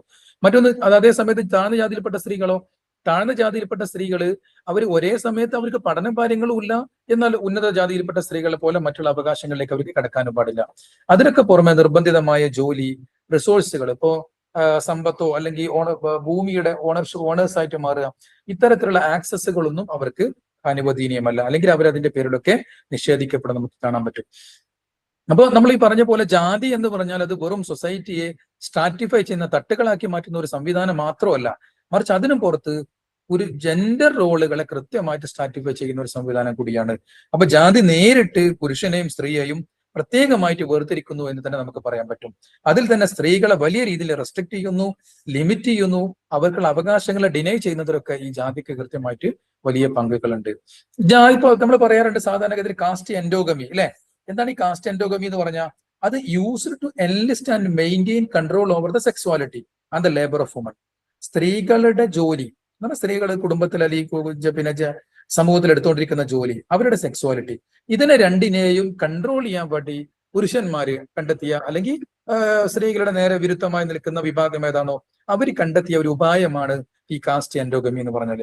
അംബേദ്കർ തന്റെ പുസ്തകമായ കാസ്റ്റ് ഇൻ ഇന്ത്യയിൽ പറയുന്നത്, ഈ ജാതി സിസ്റ്റം എന്നുള്ളത് of graded inequality and how woman are its entry point because endogamy is associated with the physicality of the woman. അപ്പോ അംബേദ്കറിൽ പറയുന്നത് എന്താണെന്ന് വെച്ചാൽ, സ്ത്രീകൾ പുറത്ത് വരാതിരിക്കാൻ വേണ്ടി, സ്ത്രീകൾ ആ ജാതിയാകുന്നതിന്റെ ബാരിയർ മറികടന്നുകൊണ്ട് പുറത്തേക്ക് വരാതിരിക്കാൻ വേണ്ടി പ്രത്യേകമായിട്ട് അവരുടെ എന്താ പറയാ അവകാശത്തെ, അവരുടെ സ്വാതന്ത്ര്യത്തെ അതിന് കൃത്യമായിട്ട് ലിമിറ്റ് ചെയ്യാൻ വേണ്ടിയിട്ടുള്ള, അങ്ങനെ പുരുഷനും സ്ത്രീക്കും ഇടയിലുള്ള ഇനീക്വാലിറ്റിയെ ഊട്ടിയുറപ്പിക്കുന്ന ഒരു സംവിധാനമാണ് ജാതി എന്നാണ് അംബേദ്കർ പറയുന്നത്. അപ്പൊ അതുകൊണ്ട് തന്നെ എന്തിനാണ് സ്ത്രീകളുടെ ഈ മൂവ്മെന്റിനെ തടയുന്നത്? അങ്ങനെ അതേപോലെ തന്നെ സ്ത്രീകളെ മറ്റുള്ള ഗ്രൂപ്പുകളുമായിട്ട് അവരൊരിക്കലും തന്നെ ഇടപഴകാൻ പാടില്ല. അങ്ങനെ ഇടപഴകി കഴിഞ്ഞാൽ ആ വിഭാഗത്തിലുള്ള ആളുകൾ അവർ പൊല്യൂട്ടഡ് ആവും, എന്ന് പറഞ്ഞാൽ അവർ അശുദ്ധന്മാരാവും, അല്ലെങ്കിൽ വൃത്തി നഷ്ടപ്പെടും. അപ്പൊ അങ്ങനത്തെ ഒരു സംഭവം ഇല്ലാതിരിക്കാൻ വേണ്ടിയാണ് എന്നാണ് ഈ ജാതിയെ അല്ലെങ്കിൽ പിന്നെ എന്താ പറയാ അംഗീകരിക്കുന്ന, അതിനെ പിന്നെ ലീഗലൈസ് ചെയ്യുന്ന ആളുകൾ പറഞ്ഞുകൊണ്ടിരിക്കുന്നത്. അപ്പൊ എനിവേ, നമുക്ക് ഈ ജാതിയിൽ നോക്കുന്ന സമയത്ത് ജാതിക്ക് സാമൂഹികപരമായിട്ടും സെക്ച്വലി ആയിട്ടും എന്ന് പറഞ്ഞാൽ പുരുഷനെയും സ്ത്രീയെയും പ്രത്യേകമായിട്ട് വേർതിരിക്കുന്നതിൽ ജാതിക്ക് വലിയ റോൾ ഉണ്ട് എന്ന് തന്നെ നമുക്ക് മനസ്സിലാക്കാൻ പറ്റും. ഇവിടെയും നമ്മളിപ്പോ ഓരോ ജാതികൾക്ക് പ്രത്യേകമായ ജോബുകൾ ഉണ്ട്, അല്ലെങ്കിൽ ഒക്കുപേഷൻ ഉണ്ട് എന്നുള്ളതാണ്. അംബേദ്കറൊക്കെ ആ അഭിപ്രായമാണ്. എന്ന് പറഞ്ഞാൽ ഈ ജാതി എന്നുള്ളത് it is emerged out of the occupation system. അങ്ങനെ പഴയ കാലത്ത് ഉണ്ടായിരുന്ന ജോലി, ആ ജോലി സമ്പ്രദായമായിട്ടുള്ള സിസ്റ്റത്തിൽ നിന്നാണ് ജാതി ഉണ്ടായത്. അപ്പോൾ ഓരോ ജോലി ചെയ്യുന്ന ആളുകൾക്ക് ഓരോ പ്രത്യേക ജാതിക്കാരായിട്ട് മാറ്റി എന്നല്ല. ഈ ജാതികൾ ഇങ്ങനെ വന്ന ജോലികൾക്കിടയിലും ഡിവിഷൻ ഓഫ് ലേബറിനിടയിലും പ്രത്യേകമായിട്ട് ഡിവിഷൻ ഉണ്ട്, അല്ലെങ്കിൽ മെയിൽ ഫീമെയിൽ വ്യത്യാസമുണ്ട് എന്നാണ് നമുക്ക് കാണാൻ പറ്റുക. മറ്റൊന്ന്, under the caste rule physical mobility is also constrained. ഈ ജാതി നിയമം വെച്ച് നോക്കുന്ന സമയത്ത് നമുക്ക് ആളുകൾക്ക് പിന്നെന്താ പറയാ സഞ്ചാരം, ജനങ്ങളുടെ സഞ്ചാര സ്വാതന്ത്ര്യത്തെ അത് വലിയ രീതിയിൽ ഹനിക്കുന്നത് കാണാൻ പറ്റും. താഴ്ന്ന ജാതിയിൽപ്പെട്ട ആളുകൾക്ക്, ഈ താഴ്ന്ന ജാതിയിൽപ്പെട്ട സ്ത്രീകളെ ഉന്നത ജാതിയിൽപ്പെട്ട പുരുഷന്മാർക്ക് എന്ത് ചെയ്യാൻ പറ്റും, അവർക്ക് അവരെ സമീപിക്കാൻ പറ്റും. പക്ഷേ നേരെ മറിച്ച് നമുക്ക് ഒരിക്കലും തന്നെ കാണാൻ സാധ്യമല്ല. എന്ന് പറഞ്ഞാൽ ഉന്നത ജാതിയിൽപ്പെട്ട സ്ത്രീകളെ എങ്ങാനും താഴ്ന്ന ജാതിയിൽപ്പെട്ട പുരുഷന്മാരെ സമീപിക്കുകയാണെങ്കിൽ അവരെ കഠിനമായിട്ട് തന്നെ ശിക്ഷിക്കണം എന്നാണ് ഈ വേദഗ്രന്ഥങ്ങളൊക്കെ പറഞ്ഞു വെക്കുന്നത്. അപ്പൊ അതുകൊണ്ട് തന്നെ ഒരേ സമയത്ത് സ്ത്രീ എന്ത് ചെയ്യുന്നു, താഴ്ന്ന ജാതിയിൽപ്പെട്ടവളാവുന്ന സമയത്ത് അവൾക്ക് പ്രോബ്ലംസ് വരുന്നില്ല, പക്ഷെ ഉന്നത ജാതിയിൽപ്പെട്ട സ്ത്രീ ആകുന്ന സമയത്ത് അവളെ രണ്ട് രീതിയിൽ കാണുന്ന ഒരവസ്ഥ നമുക്ക് മനസ്സിലാക്കാൻ സാധിക്കുന്നു. ഇങ്ങനെ നമ്മൾ ആ പ്രതിലോമ അതുപോലെ അനുലോമ മാരേജുകളൊക്കെ നിങ്ങൾക്ക് അറിയാമായിരിക്കും. Marriage within the caste, the ban on പ്രതിലോമ, അത് പ്രതിലോമ എന്നാണ് കേട്ടോ. And the marriage as a sacrament where a man is bonded in marriage until she dies. അപ്പോ ഇവിടെ ഒരു സ്ത്രീയുമായിട്ട് വിവാഹം നടന്നു കഴിഞ്ഞാൽ പിന്നെ ആ സ്ത്രീക്ക് ഒരിക്കലും തന്നെ ആ പുരുഷനിൽ നിന്ന് വേർപെടാൻ സാധ്യമല്ല. ഡിവോഴ്സിന് അനുവാദിയില്ല. അങ്ങനെയായിരുന്നു നമ്മുടെ രാജ്യത്തുണ്ടായിരുന്ന ഹിന്ദു മതത്തിലാവട്ടെ, ഹിന്ദു മതത്തിൽ ഉണ്ടായിരുന്ന ഒരു അവസ്ഥ അങ്ങനെയായിരുന്നു. പിന്നീട് ഹിന്ദു മാരേജ് ആക്ട് ഒക്കെ വരുന്നതോട് കൂടിയാണ് സ്ത്രീകൾക്ക് ഡൈവേഴ്സ് ചെയ്യാനുള്ള ഒരു അവകാശമൊക്കെ പിന്നീട് കൽപ്പിക്കപ്പെടും. അപ്പോൾ മരണം വരേക്കും ഈ പുരുഷനുമായുള്ള ബന്ധത്തിൽ തന്നെ തുടരാനായിരുന്നു അതുവരേക്കും ഉണ്ടായിരുന്നത്, അല്ലെങ്കിൽ വേദഗ്രന്ഥങ്ങളിൽ അല്ലെങ്കിൽ നമ്മൾ പറയുന്ന സീക്രട്ട് ടെക്സ്റ്റുകളുടെ ഒക്കെ അനുശാസന എന്ന് പറയുന്നത്. അപ്പൊ അതുകൊണ്ട് തന്നെ ഈ എൻഡോഗമി, ഇപ്പൊ നമ്മൾ നേരത്തെ പറഞ്ഞ ഒരു ജാതിയിൽ തന്നെയുള്ള വിവാഹം, അത്തരത്തിലുള്ള ആ ഒരു എൻഡോഗമി പിന്നെ തുടർന്നു കൊണ്ടുപോകാൻ വേണ്ടിയിട്ട് strict restriction on the upper caste woman sexuality based on the purity. അവിടെ ചെയ്തിരുന്ന വെച്ചാൽ ഉന്നത ജാതിയിൽപ്പെട്ട സ്ത്രീകളുടെ മേല് അവരുടെ സെക്സ്വാലിറ്റി അത് കൃത്യമായിട്ട് കൺട്രോൾ ചെയ്യുന്നതിന് വേണ്ടി, അല്ലെങ്കിൽ കൺട്രോൾ ചെയ്യാന്ന് പറഞ്ഞാൽ അവിടെ എങ്ങനെയാണെന്നറിയോ, അവരെങ്ങാനും മറ്റുള്ള ജാതിയിലേക്ക് പോയി കഴിഞ്ഞാൽ അവരുടെ ശുദ്ധി നഷ്ടപ്പെട്ടു പോയി. അപ്പൊ ശുദ്ധി നഷ്ടപ്പെട്ടു കഴിഞ്ഞാൽ അതിന്റെ പേരിൽ അവരെ കൃത്യമായിട്ട് ശിക്ഷിക്കുന്ന സിവിയർ പണിഷ്മെന്റ് നൽകുന്ന രീതിയാണ് ആ കാലഘട്ടത്തിൽ ഉണ്ടായിരുന്നത്. അപ്പോ അതേപോലെ തന്നെ മറ്റൊന്ന്, it is believed that upper caste men can access lower caste woman through material framework of the dominance through the rituals like Devadasa system. ഈ ദേവദാസ സിസ്റ്റത്തെ കുറിച്ചൊക്കെ നമ്മൾ കേട്ടിട്ടുണ്ടായിരിക്കും. പഴയ കാലത്ത് ചോള രാജാക്കന്മാരുടെ കാലഘട്ടത്തിലൊക്കെ അത് കേരളത്തിൽ തന്നെ ഉണ്ടായിരുന്നു, തിരുവിതാംകൂറിൽ ഉണ്ടായിരുന്നു. അപ്പൊ ഈ വലിയ അമ്പലങ്ങളിലൊക്കെ ദൈവത്തിന് വേണ്ടി സമർപ്പിക്കപ്പെട്ട, അപ്പൊ നമ്മൾ ക്രിസ്ത്യൻസിന്റെ ഇടയിൽ നമ്മൾ കന്യാസ്ത്രീകൾ എന്നൊക്കെ പറയാറുണ്ട്. എന്ന പോലെ തന്നെ ഈ ദൈവത്തിന് വേണ്ടി പിന്നെ സമർപ്പിക്കപ്പെട്ട പ്രായപൂർത്തിയാകാത്ത പെൺകുട്ടികളെ കൊണ്ടുവന്ന് അമ്പലത്തിൽ കൊണ്ടുവന്ന് പിന്നെ ഏൽപ്പിക്കുന്ന രീതിയാണ് ദേവദാസ സിസ്റ്റം എന്ന് പറഞ്ഞാൽ. സത്യത്തിൽ ആ ഒരു സിസ്റ്റത്തെ കുറിച്ച് പറയുന്നത് എന്താണെന്ന് വെച്ചാൽ അവിടെയുള്ള നൃത്ത കലാരൂപങ്ങളൊക്കെ പഠിച്ചിട്ട് ദൈവത്തിനെ സന്തോഷിപ്പിക്കാൻ വേണ്ടിയുള്ള ആളുകളാണ്. പക്ഷേ കാലക്രമേണ സംഭവിച്ചത് എന്താണെന്ന് വെച്ചാൽ ഈ ദേവദാസി സിസ്റ്റം എന്നുള്ളത് ക്ഷേത്രവുമായി ബന്ധപ്പെട്ട് കിടക്കുന്ന ആളുകള് അവർ ഈ പെൺകുട്ടികളെയും അതുപോലെ ഈ സ്ത്രീകളൊക്കെ ചൂഷണം ചെയ്യുന്നതിലേക്ക് അങ്ങനെ പിന്നീട് വരുന്ന നമുക്കൊരു ലിറ്ററേച്ചർ ഒക്കെ നോക്കുമ്പോൾ നമുക്ക് മനസ്സിലാക്കാൻ പറ്റുക വലിയ രീതിയിൽ ലൈംഗിക അടിമകളാക്കിയിട്ട് അല്ലെങ്കിൽ സെക്ഷൽ വർക്കേഴ്സ് ആയിട്ട് ഈ ദേവദാസികൾ മാറിയിട്ടുണ്ടായിരുന്നു എന്നാണ്. ഇത് പ്രത്യേകിച്ച് സൗത്ത് ഇന്ത്യൻ എന്താ പറയുക സിസ്റ്റത്തിലാണ് ഏറ്റവും കൂടുതൽ ഉണ്ടായിരുന്നത്. എന്നാൽ അതേ സമയത്ത് തന്നെ നോർത്ത് ഇന്ത്യയിൽ ഇപ്പൊ ഗുജറാത്തിലെ പിന്നെ വലിയ ഏറ്റവും പേരുകേട്ട ക്ഷേത്രങ്ങളിലൊക്കെ ഇത് ഉണ്ടായിരുന്നു. ഇപ്പൊ ആന്ധ്രാപ്രദേശിലാവട്ടെ, കർണാടകയിലാവട്ടെ, അതുപോലെ തമിഴ്നാടിലൊക്കെ വലിയ രീതിയിൽ ഇതിന്റെ ഒരു സമ്പ്രദായം ഇപ്പോഴും അത് തുറന്നുകൊണ്ടിരിക്കുന്നതായിട്ട് നമ്മളതിനെ കുറിച്ച് വായിക്കുന്ന സമയത്ത് നമുക്ക് മനസ്സിലാക്കാൻ സാധിക്കും. പിന്നീട് ഗവൺമെന്റ് ഒക്കെ അതിനെതിരെ നിയമങ്ങളൊക്കെ കൊണ്ടുവന്ന സംവിധാനത്തിനെ പൂർണ്ണമായി പൊളിച്ചെഴുതിയെങ്കിലും ഇപ്പോഴും വിശ്വാസത്തിന്റെ പേരിൽ, റിച്വലിന്റെ പേരിൽ അത് നിലനിൽക്കുന്നത് കാണാൻ പറ്റും. അപ്പോൾ ഈ ഒരു സിസ്റ്റത്തിന്റെ കാര്യം എന്താണെന്ന് വെച്ചാൽ ഇവിടെ താഴ്ന്ന ജാതിയിൽപ്പെട്ട സ്ത്രീകൾ തന്നെയാണെങ്കിലും അമ്പലങ്ങളിൽ ഏൽപ്പിക്കപ്പെടുന്ന സ്ത്രീകൾ തന്നെയാണെങ്കിലും ഉന്നത ജാതിയിൽപ്പെട്ട അവരാണല്ലോ റിച്വൽസ് കാര്യങ്ങളൊക്കെ ചെയ്യുന്ന ആളുകൾ, അവരെന്ത് ചെയ്യുന്നു, ഈ സ്ത്രീകളെ ലൈംഗികമായിട്ട് ചൂഷണം ചെയ്യുന്നത് നമുക്ക് മനസ്സിലാക്കാൻ പറ്റും എന്നുള്ളതാണ്. അപ്പോൾ നമ്മൾ പറഞ്ഞു വരുന്ന കാര്യം എന്താണെന്ന് വെച്ചാൽ ഈ കാസ്റ്റിനെ ബേസ് ചെയ്തുകൊണ്ട് അല്ലെങ്കിൽ കാസ്റ്റ് ബേസ് ചെയ്തുകൊണ്ടുള്ള പ്രാക്ടീസുകളിലൂടെ ജെൻഡർ ഡിസ്ക്രിമിനേഷൻ വലിയ രീതിയിൽ ഈ എന്താ പറയുക അല്ലെങ്കിൽ ജെൻഡർ എക്സ്പ്ലോയിറ്റേഷൻ സ്ത്രീകൾ നേരിട്ടുകൊണ്ടിരുന്നു എന്നുള്ളതാണ്. ഓക്കെ, അപ്പോ മറ്റൊന്ന് ഈ ഒരു പിന്നെ സ്ത്രീകളെ ഇതുപോലെ തരംതിരിക്കുന്നത് എന്തിനാന്നുള്ളത് ഈ ജാതിയെ പിന്നെ സപ്പോർട്ട് ചെയ്യുന്ന ആളുകളൊക്കെ പറഞ്ഞുകൊണ്ടിരിക്കുന്നത് എന്താന്ന് വെച്ചാല് to maintain the purity of the caste എന്നുള്ളതാണ്, അല്ലെങ്കിൽ caste purity to be guaranteed. അപ്പൊ കാസ്റ്റിന്റെ ആ ഒരു ശുദ്ധി നിലനിർത്താൻ വേണ്ടിയാണ് ഈ രീതിയിലുള്ള ജാതി കടന്നുകൊണ്ടുള്ള വിവാഹങ്ങളൊക്കെ നിഷേധിച്ചിരുന്നത് അല്ലെങ്കിൽ അത് നിയമവിരുദ്ധമാക്കിയതെന്നല്ല. പക്ഷെ അതേ സമയത്താണ് ഇപ്പൊ നമ്മൾ പറഞ്ഞത് ദേവദാസ സിസ്റ്റം വരുന്ന സമയത്ത് അവിടെ പ്രശ്നങ്ങളില്ല. അവിടെ ഉന്നത ജാതിയിൽപ്പെട്ട ആളുകൾ താഴ്ന്ന ജാതിയിൽപ്പെട്ട സ്ത്രീകളെ സമീപിക്കുന്ന സമയത്ത് ഈ പിന്നെ കാസ്റ്റ് പ്യൂരിറ്റിക്ക് യാതൊന്നും സംഭവിക്കണില്ല. പക്ഷെ സ്ത്രീകൾ തിരിച്ച് അതേപോലെ ഇതിന്റെ നേരെ റിവേഴ്സ് ആയിട്ട് പോകുമ്പോഴോ അവിടെ ജാതിക്ക് വലിയ പ്രശ്നം, അത് പ്യൂരിറ്റി ഇംപ്യൂരിറ്റി ആയിട്ട് മാറുന്നു.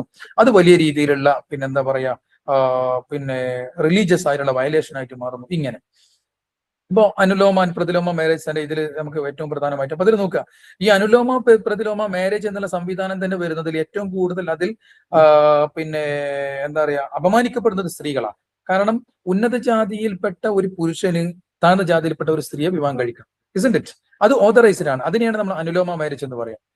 പക്ഷെ പ്രതിലോമ മാരേജ് എന്ന് പറയുമ്പോഴോ, പ്രതിലോമ മാരേജ് വരുമ്പോൾ താഴ്ന്ന ജാതിയിൽപ്പെട്ട ഉന്നത ജാതിയിൽപ്പെട്ട ഒരു സ്ത്രീക്ക് പിന്നെ താഴ്ന്ന ജാതിയിൽപ്പെട്ട ഒരു പുരുഷനെ വിവാഹം കഴിക്കാൻ പാടില്ല. അതാണ് പ്രതിലോമ മാരേജ്. അപ്പൊ പലപ്പോഴും വലിയ രീതിയിൽ ജാതികൾക്കിടയിൽ ഈ പ്രതിലോമ മാരേജിനെ പ്രോഹിബിറ്റ് ചെയ്തത് നമുക്ക് കാണാൻ പറ്റും. ഇനി ആരെങ്കിലും ഈ നിയമങ്ങളൊക്കെ ലംഘിക്കുകയാണെങ്കിലോ അവരൊരു പക്ഷെ സമൂഹത്തിൽ നിന്ന് പുറത്താക്കപ്പെടും, അവരോട് ആശയവിനിമയങ്ങൾ നടത്താൻ പാടില്ല, അതേപോലെ തന്നെ പിന്നെ അവരെ ഊരുവിലൊക്കെ നമ്മൾ പറയുമല്ലോ അല്ലെ, സംസാരിക്കാൻ പാടില്ല, വലിയ പണിഷ്മെന്റുകളാണ് അവർക്ക് ഉണ്ടായിരുന്നത്. അപ്പൊ ഇതെല്ലാം നമ്മൾ പറഞ്ഞ പോലെ തന്നെ ഈ പ്യൂരിറ്റി അല്ലെങ്കിൽ ഇംപ്യൂരിറ്റി, ജാതിയെ കുറിച്ച് പഠിച്ചുള്ള ലൂയിസ് ഡ്യൂമോണ്ട് ഒക്കെ പറഞ്ഞത് ജാതിയുടെ ഏറ്റവും പ്രധാനപ്പെട്ട ഒരു ഘടകം എന്ന് പറയുന്നത് പ്യൂരിറ്റി ആൻഡ് ഇംപ്യൂരിറ്റി എന്നുള്ളതാണെന്ന്, അതിനെ ബേസ് ചെയ്തുകൊണ്ടാണെന്ന് പറയാം. അതുപോലെ ജെൻഡറുടെ ഹയറാർക്കീസ് നമുക്ക് കാണാൻ പറ്റും അല്ലെ. ജെൻഡറുടെ ഹയറാർക്കി എന്ന് പറഞ്ഞാൽ ഈ ജെൻഡറിനെ ബേസ് ചെയ്തുകൊണ്ടുള്ള സമൂഹത്തിലുള്ള ശ്രേണീകരണം എന്നുള്ളത് അത് പലപ്പോഴും ജോലി വരുമ്പോൾ ഒക്കുപേഷണൽ സ്ട്രാറ്റിഫിക്കേഷനിലൊക്കെ നമുക്കിത് കാണാൻ പറ്റും. ഇപ്പൊ Dalit woman in positions of the leadership behind upper caste woman exist. Dalit woman work as maids and manual scavengers in their household. ഇപ്പൊ സ്ത്രീകളാണ്, ഉന്നത ജാതിയിൽപ്പെട്ട സ്ത്രീകൾ തന്നെയാണെങ്കിൽ തന്നെയും, ഇപ്പോ രണ്ടും സ്ത്രീകൾ തന്നെയാണെങ്കിലും താഴ്ന്ന ജാതിയിൽപ്പെട്ട സ്ത്രീകളെ പലപ്പോഴും എന്താ പറയാ ക്ലീൻ ചെയ്യുന്ന ആളുകളാക്കിയിട്ട്, അതുപോലെ വീട്ടുജോലിക്കാര്, വേലക്കാര് ആക്കി വെക്കുന്ന ഒരു പ്രത്യേകമായുള്ള അവസ്ഥയാണ് നമുക്ക് സമൂഹത്തിൽ കാണാൻ പറ്റുക. Isn't it? Caste is merely one factor that influences gendered pattern of labor. Class and regional identities also play a role. A large portion of the urban cultural intellectual elite with modern consciousness dislike affirmative action because they view it as an unjust political tactic to appease minority. പലപ്പോഴും ഇപ്പോ ഈ എന്താ പറയാ ജാതി വിരുദ്ധം അല്ലെങ്കിൽ ജാതിയിൽ അധിഷ്ഠിതമായിട്ട് വരുന്ന ഈ പിന്നെ ജെൻഡർ ബേസ് ചെയ്തുകൊണ്ടുള്ള ഈ വിവേചനത്തിനെതിരെ നമ്മളൊക്കെ ശബ്ദിക്കുമ്പോൾ, അല്ലെങ്കിൽ ഗവൺമെന്റ് കൊണ്ടുവരുന്ന അഫർമേറ്റീവ് ആക്ഷൻസ് എന്ന് പറഞ്ഞാൽ അവരുടെ പിന്നെ സ്റ്റാറ്റസ് ഉയർത്തുന്നതിന് വേണ്ടി അവർക്ക് പ്രത്യേകമായ റിസർവേഷൻ സിസ്റ്റം കൊടുക്കുക, ഇങ്ങനെയൊക്കെ വിചാരിച്ചുകൊണ്ട് ഗവൺമെന്റ് കൊണ്ടുവരുന്ന പല നിയമങ്ങളെയും ഈ ഉന്നത ജാതിയിൽപ്പെട്ട അല്ലെങ്കിൽ നമ്മൾ പറയുന്ന ഈ പിന്നെ നഗരത്തിൽ ജീവിക്കുന്ന ഉന്നത ജാതിക്കാരായ ആൾക്കാർ അവർ പലപ്പോഴും ഇതിനെ മനസ്സിലാക്കണമെന്ന് വെച്ചാൽ മൈനോറിറ്റിയെ എന്ത് ചെയ്യാണ് അപ്പീസ് ചെയ്യാൻ വേണ്ടി കൊണ്ടുവരുന്ന റോളുകളായിട്ടാണ്. ഇനി religious values and gender socialisation. ഇനി മറ്റൊന്ന്, ഇപ്പൊ നമ്മൾ കാസ്റ്റ് പറഞ്ഞു, മതപരമായ വാല്യൂസ് എങ്ങനെയാണ് ജെൻഡർ പിന്നെ അതിനെ ജെൻഡറിനെ റീപ്രൊഡ്യൂസ് ചെയ്യുന്നത് എന്നാണ് നമ്മൾ നോക്കുന്നത്. ഇപ്പൊ മതത്തിന് വലിയ രീതിയിൽ റോൾ ഉണ്ട്. കാരണം മതമാണ് എല്ലാവരോടും പുരുഷനോടും സ്ത്രീയോടും ഒക്കെ കൽപ്പിക്കുന്നത്. നീ ഇന്ന ജോലി ചെയ്യണം, ഇന്നത് ചെയ്യാൻ പാടില്ല, നിനക്ക് ഇന്ന സ്ഥലത്ത് പ്രവേശനമുണ്ട്, ഇന്ന സ്ഥലത്ത് പ്രവേശനമില്ല തുടങ്ങിയിട്ടുള്ള എല്ലാ കാര്യങ്ങളും റിലീജിയസ് ഇൻസ്റ്റിറ്റ്യൂഷൻസ് ആണ് പ്രത്യേകിച്ച് നമ്മോട് പറഞ്ഞിരിക്കുന്നത്. അപ്പൊ അതുകൊണ്ട് തന്നെ ഈ റിലീജിയസ് ഇൻസ്റ്റിറ്റ്യൂഷൻ എന്നുള്ളത് can either challenge or reinforce existing gendered power structures. നമ്മൾ ഇപ്പൊ നോർമൽ ഇവിടെ നിലനിൽക്കുന്ന ഈ ഒരു ജെൻഡർ ബേസ് ചെയ്തുകൊണ്ടുള്ള ഈ സംവിധാനത്തിനെ അതിനെ വെല്ലുവിളിക്കണമെങ്കിലും അല്ലെങ്കിൽ അതിനെ ശക്തിപ്പെടുത്തുന്ന കാര്യം തന്നെയാണ് ഈ റിലീജിയസ് ഇൻസ്റ്റിറ്റ്യൂഷൻസ് തന്നെയാണ്. അപ്പോ നമ്മൾ സമൂഹത്തിന്റെ ഉള്ളിലേക്ക് നോക്കുമ്പോൾ പ്രത്യേകിച്ചും ഈ പിന്നെ പുരുഷൻ അല്ലെങ്കിൽ സ്ത്രീകൾക്ക് പ്രത്യേകമായ രീതിയിൽ റെസ്ട്രിക്ഷൻ വെക്കുന്നത്, റോളുകൾ കൊടുക്കുന്നത്, എക്സ്പെക്ടേഷൻ കൊടുക്കുന്നത് ആരാണ്? ഈ മതപരമായ ഇൻസ്റ്റിറ്റ്യൂഷൻസ് ആണെന്ന് നമുക്ക് കൃത്യമായിട്ട് മനസ്സിലാക്കാൻ പറ്റും. The main causes of these differences R Geographic location. പലപ്പോഴും മതങ്ങളാണെങ്കിൽ തന്നെയും അതോടൊപ്പം തന്നെ നമുക്ക് പലപ്പോഴും ജിയോഗ്രഫിക് ലൊക്കേഷൻ, ഇപ്പോ വിദൂര സ്ഥലങ്ങൾ, അപ്പോൾ വ്യത്യസ്ത സ്ഥലങ്ങൾ ഈ ലൊക്കേഷനുകൾ, അതിന്റെ ഇതുകൊണ്ട് നമുക്ക് ഈ ഒരു വ്യത്യാസം കാണാൻ പറ്റും. ഇപ്പൊ അമേരിക്കയിലേക്ക് നോക്കാം. അമേരിക്കയിൽ വലിയ രീതിയിൽ നമ്മൾ പറയുന്ന സോക്കോൾ എന്താ പറയാ ഈ ജെൻഡർ ഈക്വാലിറ്റി ഒക്കെ ഉണ്ടെങ്കിൽ തന്നെ അമേരിക്കയിൽ നിന്ന് ഇപ്പൊ നമ്മുടെ രാജ്യം ഒരുപാട് ദൂരമുള്ള നാടാണ്.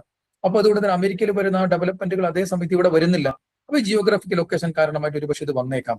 ഹിസ്റ്റോറിക്കൽ ഡെവലപ്മെന്റ് പലപ്പോഴും ഓരോ സമൂഹങ്ങളും അതിന്റെ ചരിത്രപരമായ കാര്യങ്ങളിലേക്ക് കണക്ട് ചെയ്തുകൊണ്ടാണ് അതിന്റെ ഡെവലപ്മെന്റ് ഉണ്ടാവുക. അപ്പൊ ഇന്ത്യയിൽ ഉണ്ടായിരുന്നത് വളരെ ട്രഡീഷണലി ആയ കൺവെൻഷനലായ സമൂഹങ്ങളാണ്. ഈ സമൂഹങ്ങൾ ഇവോൾവ് ചെയ്തു വരിക എന്ന് പറഞ്ഞാൽ വളരെ ബുദ്ധിമുട്ടുള്ള കാര്യമാണ് അല്ലെ. എന്നാൽ അതേ സമയത്ത് റിനേസൻസും റിഫോർമേഷനും ഒക്കെ നടന്ന നാടാണ് ഏത്, നമ്മൾ പറയുന്ന നവോത്ഥാനൊക്കെ നടന്ന അല്ലെങ്കിൽ എൻലൈറ്റൻമെന്റ് ഒക്കെ നടന്ന നാടാണ് യൂറോപ്പ്. അതുകൊണ്ട് തന്നെ യൂറോപ്പിന് മതപരമായ കാര്യങ്ങളെ കയ്യൊഴിയ എന്ന് പറയുന്നത് അവരെ സംബന്ധിച്ച് വലിയൊരു ബുദ്ധിമുട്ടുള്ള കാര്യമല്ല.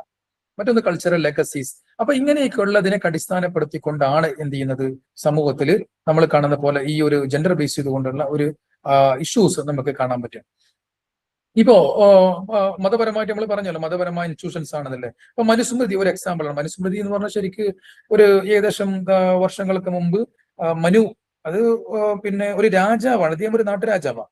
ആ രാജാവ് അദ്ദേഹം ആ രാജ്യത്തുണ്ടായിരുന്ന നിയമങ്ങൾ അല്ലെങ്കിൽ പാലിക്കപ്പെടേണ്ട നിയമങ്ങൾ എന്ന് പറഞ്ഞ് എഴുതി വെച്ച ഒരു പുസ്തകമാണ് മനുസ്മൃതി എന്ന് പറഞ്ഞത്. അത് പിൽക്കാലത്ത് വന്ന കുറെ ആളുകൾ ഹിന്ദു പിന്നെ എന്താ പറയാ മതത്തിൽപ്പെട്ട ആളുകൾ തന്നെ കുറെ ആളുകൾ അത് സീക്രട്ട് ടെക്സ്റ്റ് ആണെന്നുള്ള രീതിയിലേക്ക് മാറി. കുറെ ആളുകളാണെങ്കിലോ അത് വെറും ഒരു രാജാവിന്റെ കൽപ്പനകൾ മാത്രമാണെന്നുള്ള രീതിയിലേക്ക് മാറി.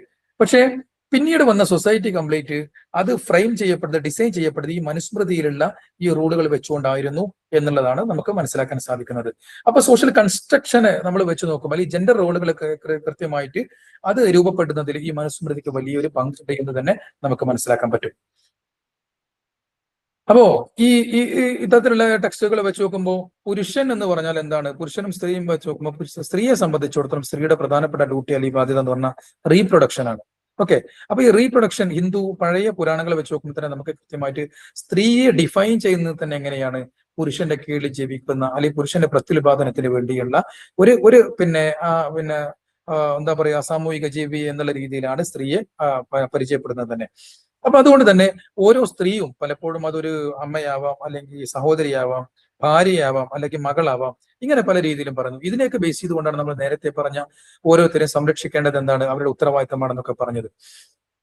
അപ്പോ സ്ത്രീകളെ പ്രധാനപ്പെട്ട ഡ്യൂട്ടി എന്ന് പറഞ്ഞാൽ എന്താ, കുട്ടികൾ ഉണ്ടാവുക, കുട്ടികളെ പരിപാലിക്കുക എന്നുള്ളതാണ്. അപ്പോ കെയറിങ് ദ ചിൽഡ്രൻ. അപ്പോ അതാണ് അവരുടെ പ്രൈമറി ഡ്യൂട്ടി അല്ലെങ്കിൽ അവരുടെ പ്രൈമറി ധർമ്മ ആയിട്ട് അറിയപ്പെടുന്നത്.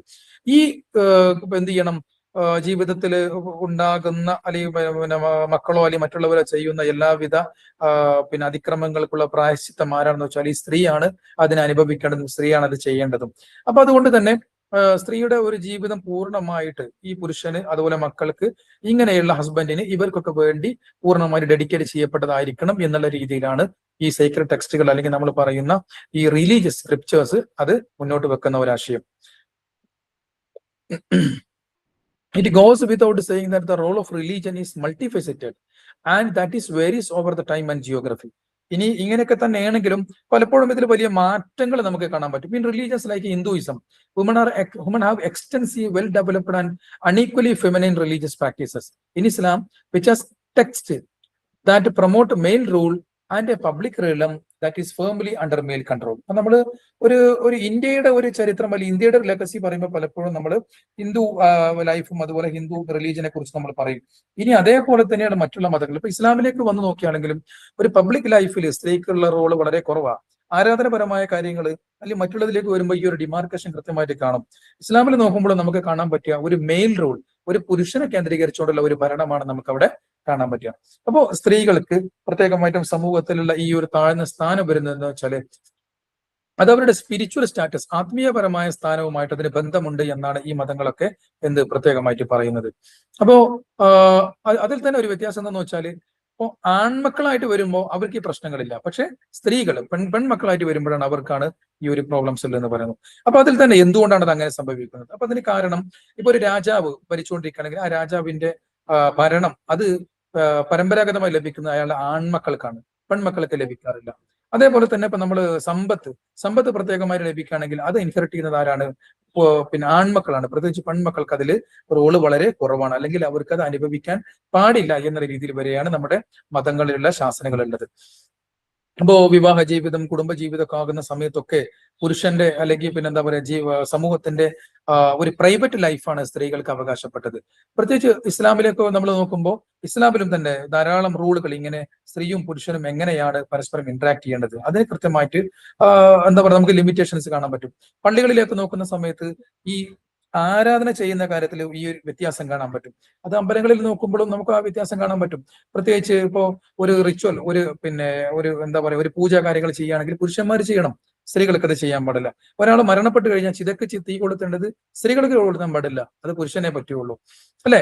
അപ്പൊ അത് ഒരു ക്രിസ്ത്യൻ ഇപ്പൊ ഒരു ആരാധന രീതി നോക്കുകയാണെങ്കിലും അവിടെയും നമുക്ക് ഈ വ്യത്യാസം കാണാൻ പറ്റും. ഇപ്പോ ആരാധനപരമായ കാര്യങ്ങളിലേക്ക് വരുമ്പോൾ കൃത്യമായിട്ട് മതപരമായ സ്ഥാപനങ്ങൾ അല്ലെങ്കിൽ സംവിധാനങ്ങൾ ഈ വ്യത്യാസത്തെ പ്രോത്സാഹിപ്പിക്കുന്നു. ഇതാണ് പിന്നെ ഇനിയും ഉള്ള ജനറേഷനുകളിൽ നമ്മളിപ്പോ ജെൻഡർ അല്ലെങ്കിൽ ജെൻഡർ സ്റ്റഡീസ് ഒക്കെ പഠിച്ചുകൊണ്ടിരിക്കുക. ഇതിൽ നമ്മൾ കൃത്യമായിട്ട് പറയുന്നത് തന്നെ ഈ ഡിമാർക്കേഷൻ പാടില്ല എന്നാണ് പറയുന്നത്. ഇങ്ങനെയൊക്കെ നമ്മൾ സമൂഹത്തിനെ ബോധ്യപ്പെടുത്തിയിട്ടും പിന്നെയും ആരാണ് ഇതിവിടെ തുടർന്നുകൊണ്ടിരിക്കുന്നത്? ഈ തുടരുന്നുകൊണ്ടിരിക്കുന്നത് നമ്മൾ ഈ പറഞ്ഞ പോലെ കാസ്റ്റും അതുപോലെ റിലീജിയസ് ഇൻസ്റ്റിറ്റ്യൂഷൻസ് ഒക്കെയാണ് എന്നാണ് നമ്മൾ പറഞ്ഞു വെക്കുന്നത്. അതേപോലെ തന്നെ പുരുഷനും സ്ത്രീക്കും പ്രത്യേകമായി ശരീരങ്ങൾ മറക്കേണ്ട കാര്യങ്ങളുണ്ട്. ഓപ്പോസിറ്റ് സെക്ഷനോട് അവർക്ക് സംസാരിക്കാൻ പാടില്ല. മെൻസ്ട്രുവേഷൻ ഉണ്ടാകുന്ന സമയത്ത് പ്രത്യേകമായിട്ടും ഹിന്ദു മതത്തിലൊക്കെ സ്ത്രീകൾ അശുദ്ധരായിട്ട് കൽപ്പിക്കപ്പെടുന്നു. അവർക്ക് ഭക്ഷണം ഉണ്ടാക്കാൻ പാടില്ല. അവരെന്ത് ചെയ്യണം? വീടിന്റെ ഉള്ളിലിരിക്കണം. പ്രത്യേകമായ കാര്യങ്ങളൊന്നും ചെയ്യാൻ പാടില്ല. ദൈവത്തിനെ എന്താ പറയാ, പ്രത്യേക ദേവനെയോ അല്ലെങ്കിൽ ദേവിയെയോ ഒന്നും ആരാധിക്കാൻ പാടില്ല. ഇങ്ങനെ ഒരുപാട് എന്താ പറയാ റൂൾസ് ആൻഡ് റെസ്ട്രിക്ഷൻസ് നമുക്ക് കാണാൻ പറ്റും. മറ്റൊന്ന് വേറെ ഇതുപോലെ തന്നെ സ്ത്രീകൾക്ക് അബോർഷൻ ചെയ്യാൻ പാടില്ല എന്നല്ല, അല്ലെങ്കിൽ അബോർഷൻ ചെയ്യുക എന്നുള്ളത് പോലെ ഒരു അണത്തിക്കലായ കാര്യമായിട്ടാണ് മിക്ക മതങ്ങളും കാണുന്നത്. അതിനുള്ള പെർമിഷൻ സ്ത്രീകൾക്ക് കിട്ടാറില്ല. ഇപ്പൊ കാത്തലിക് ചർച്ചിനെ സംബന്ധിച്ചിടത്തോളം കൺസെപ്ഷൻ, ഒരു സ്ത്രീ ഗർഭിണിയാവുക എന്ന് പറഞ്ഞാൽ വെച്ചാൽ ഒരു മനുഷ്യ ജീവിതം തുടങ്ങുക എന്നുള്ളതാണ്. അപ്പൊ അതുകൊണ്ട് തന്നെ സ്ത്രീകൾക്ക് ഒരിക്കലും തന്നെ അബോർഷനിലേക്ക് അതിനെക്കുറിച്ച് ആലോചിക്കാൻ പോലും പാടില്ല എന്നാണ് മിക്ക മതങ്ങളും അതിനെക്കുറിച്ച് പറഞ്ഞുകൊണ്ടിരിക്കുന്നത്. ഹിന്ദുയിസത്തിനെ സംബന്ധിച്ച് നമ്മൾ നോക്കുമ്പോൾ കുട്ടികളെ വളർത്തുക അതേമാതിരി തന്നെ എന്നുള്ളതാണ് സ്ത്രീകളുടെ ഡ്യൂട്ടി. അപ്പോൾ ഒരു അബോർഷൻ ചെയ്യുക എന്ന് പറഞ്ഞാലോ ആ വിധേയത്വം അല്ലെങ്കിൽ ആ ഡ്യൂട്ടിക്ക് വിരുദ്ധമായി ചെയ്യുന്നു എന്നാണ്. അപ്പൊ അതുകൊണ്ട് തന്നെ അത് പാടില്ല എന്നാണ് പറയുന്നത്. അതേപോലെ തന്നെ അതിന് അങ്ങനെ ചെയ്യുന്ന ആൾ പിന്നെ സ്ത്രീകൾക്കൊക്കെ വളരെ ഹാർഷ് പണിഷ്മെന്റുകൾ തന്നെ ഇത്തരത്തിലുള്ള ഈ വേദഗ്രന്ഥങ്ങൾ എന്ത് ചെയ്യുന്നുണ്ട്, അത് നിഷ്കർഷിക്കുന്നുണ്ട്. മറ്റൊന്ന് gender discrimination and class division. അപ്പൊ ഇതുവരെ ഇപ്പൊ നമ്മൾ പറഞ്ഞത് കാസ്റ്റിനെ പറഞ്ഞു, അതേപോലെ മതത്തെ പറഞ്ഞു. ഇങ്ങനെയുള്ള ഇൻസ്റ്റിറ്റ്യൂഷൻസ് എങ്ങനെയാണ് ഈ ജെൻഡർ അല്ലെങ്കിൽ പിന്നെ ജെൻഡർ ബേസ്ഡ് അല്ലെങ്കിൽ ജെൻഡേർഡ് നമ്മൾ പറയുന്ന ഈ റോളുകളെ റീപ്രൊഡ്യൂസ് ചെയ്യുന്നത് എന്നാണ് നമ്മൾ പറഞ്ഞത്. ഇനി നമുക്ക് പറയാനുള്ളത് ക്ലാസ് ആണ്.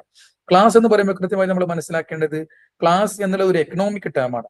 അതൊരു സമ്പത്തുള്ളവനും ഇല്ലാത്തവനും എന്ന് പറയുന്ന ആ ഒരു വർഗത്തിനെ അടിസ്ഥാനപ്പെടുത്തിക്കൊണ്ടാണ്. അപ്പൊ എങ്ങനെയാണ് ഈ ഒരു സാമ്പത്തികപരമായുള്ള ഈ ഒരു പിന്നെ വിഭജനം ഈ പിന്നെ നമ്മൾ പറയുന്ന ജെൻഡർ ഡിസ്ക്രിമിനേഷനെ പ്രോത്സാഹിപ്പിക്കുന്നത് നോക്കാം. പ്രത്യേകിച്ചും ജോലിയുമായി ബന്ധപ്പെട്ട് വരുമ്പോൾ, ഡിവിഷൻ ഓഫ് ലാബറുമായി ബന്ധപ്പെട്ട് വരുമ്പോൾ സ്ത്രീകൾക്കും പുരുഷനും ഒരേപോലെയല്ല ഇവിടെ അവസരങ്ങളുള്ളത്, അല്ലെ? ലേബർ മാർക്കറ്റിലേക്ക് നമ്മൾ നോക്കുമ്പോൾ ഓപ്പർച്യൂണിറ്റീസിന്റെ കാര്യത്തിൽ വലിയ വ്യത്യാസം നമുക്ക് കാണാൻ പറ്റും. പല ജോലികളും പുരുഷന് വേണ്ടി മാത്രമായി റിസർവ് ചെയ്യപ്പെട്ടതാണ്. സ്ത്രീകൾക്കും വേണ്ടി ചില ജോലികൾ പ്രത്യേകമായിട്ട് റിസർവ് ചെയ്യപ്പെട്ടിട്ടുണ്ട്. ഈ ലേബർ ഫോഴ്സിലേക്ക് നമ്മൾ നോക്കുമ്പോൾ പുരുഷന്റെ പെർസെന്റേജിനേക്കാളും എത്രയോ താഴെയാണ് സ്ത്രീകളുടെ പാർട്ടിസിപ്പേഷൻ ഉള്ളതെന്ന് നമുക്ക് മനസ്സിലാക്കാൻ പറ്റുന്നു.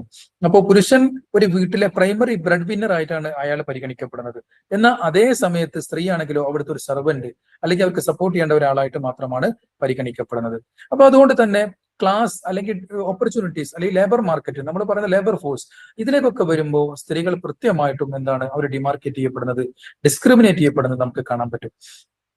പിന്നെ അതേപോലെ ഹബർ എന്നാൽ ഇതിനൊക്കെ വിരുദ്ധമായിട്ട് ചില ട്രൈബൽ പീപ്പിളിന്റെ ഇടയിൽ അല്ലെങ്കിൽ ചില വളരെ അപൂർവമായ സമൂഹങ്ങളൊക്കെ ഇതിന് വിരുദ്ധമായ രീതിയിലുണ്ട്. എന്താണ്? സ്ത്രീകളാണ് അവിടെ അധികാരം കൈയാളുന്നത്, സ്ത്രീകളാണ് അവിടെ കാര്യങ്ങൾ തീരുമാനിക്കുന്നത്, സ്ത്രീയാണ് എന്താ പറയുക സമ്പത്തിന്റെ ഉടമ. അല്ലെ? നമ്മൾ പറയുന്ന മെട്രിലീനിയൽ സൊസൈറ്റീസ് അഥവാ മരുമക്കത്തായ സമ്പ്രദായം തുടർന്നുകൊണ്ടിരിക്കുന്ന സമൂഹങ്ങളിലൊക്കെ അങ്ങനെയാണ് നമുക്ക് കാണാൻ പറ്റുന്നത്.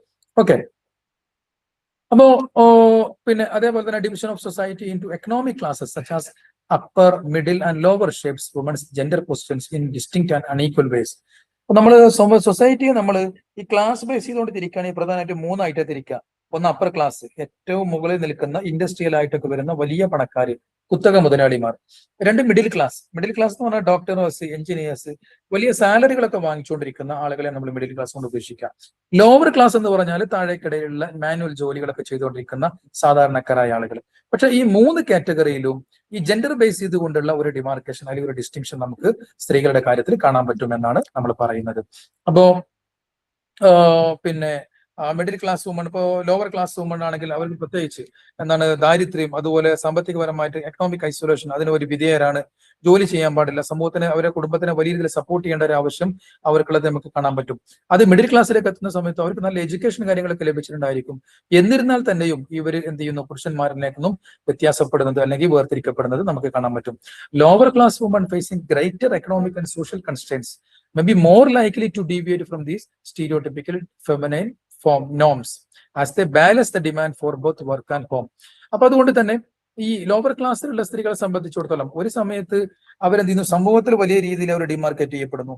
മറ്റൊരു പക്ഷത്ത് സാമ്പത്തികപരമായിട്ട് പുറകിലായതുകൊണ്ട് തന്നെ അവരെന്ത് ചെയ്യുന്നു, ദാരിദ്ര്യത്തെ പേടിക്കേണ്ട ഒരു അവസ്ഥയാണ്. അപ്പൊ അതുകൊണ്ട് തന്നെ ഈ പിന്നെ ഏറ്റവും കൂടുതൽ ഈ ഒരു പിന്നെ നമ്മൾ പറയുന്ന ജെൻഡർ ഡിസ്ക്രിമിനേഷനിൽ ഏറ്റവും കൂടുതൽ ബാധിക്കുന്നത് ഈ ലോവർ ക്ലാസ് എന്താ പറയുക ഫീമെയിൽ ആണ് എന്നുള്ളതാണ് നമ്മളിവിടെ പറയുന്നത്.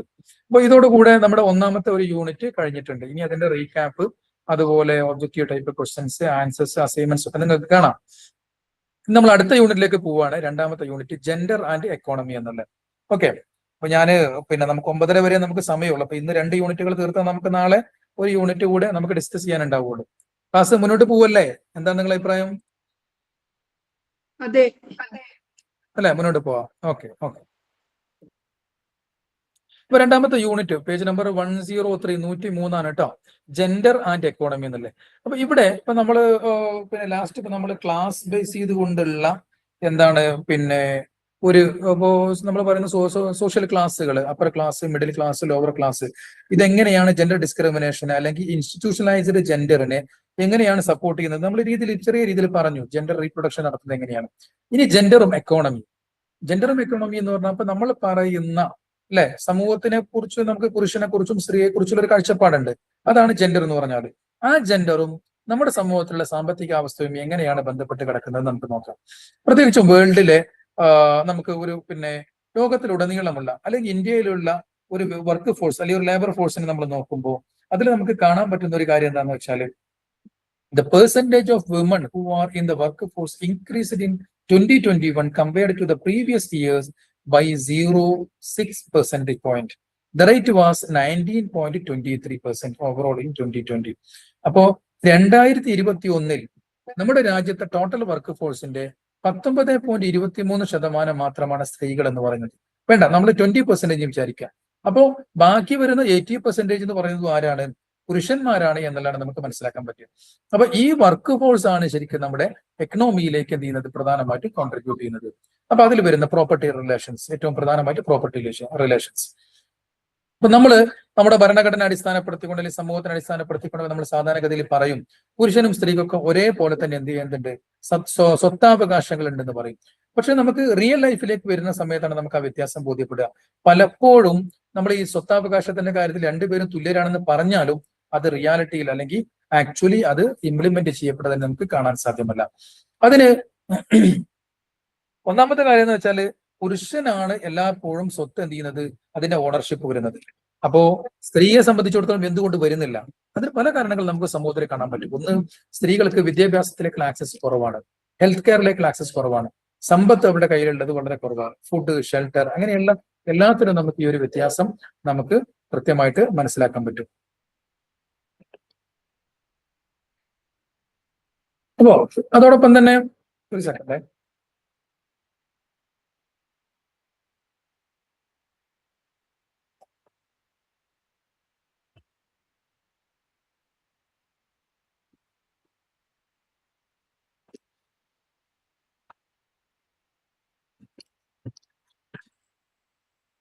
ഇപ്പൊ ഇന്ത്യയിലെ ഒരു നിലവിലുള്ള ഒരു സിസ്റ്റം നമ്മൾ നോക്കുമ്പോൾ ഇവിടെ പാട്രിലീനിയൽ ഇൻഹെറിറ്റൻസ് ആണുള്ളത്. എന്ന് പറഞ്ഞാൽ പുരുഷ രീതിയിൽ അല്ലെങ്കിൽ പുരുഷ കേന്ദ്രീകൃതമായ അല്ലെങ്കിൽ പുരുഷ ശ്രേണിയിലൂടെയുള്ള ഒരു അനന്തരാവകാശ രീതിയാണ് നമുക്ക് ഇവിടെ കാണാൻ പറ്റുക, അല്ലെ?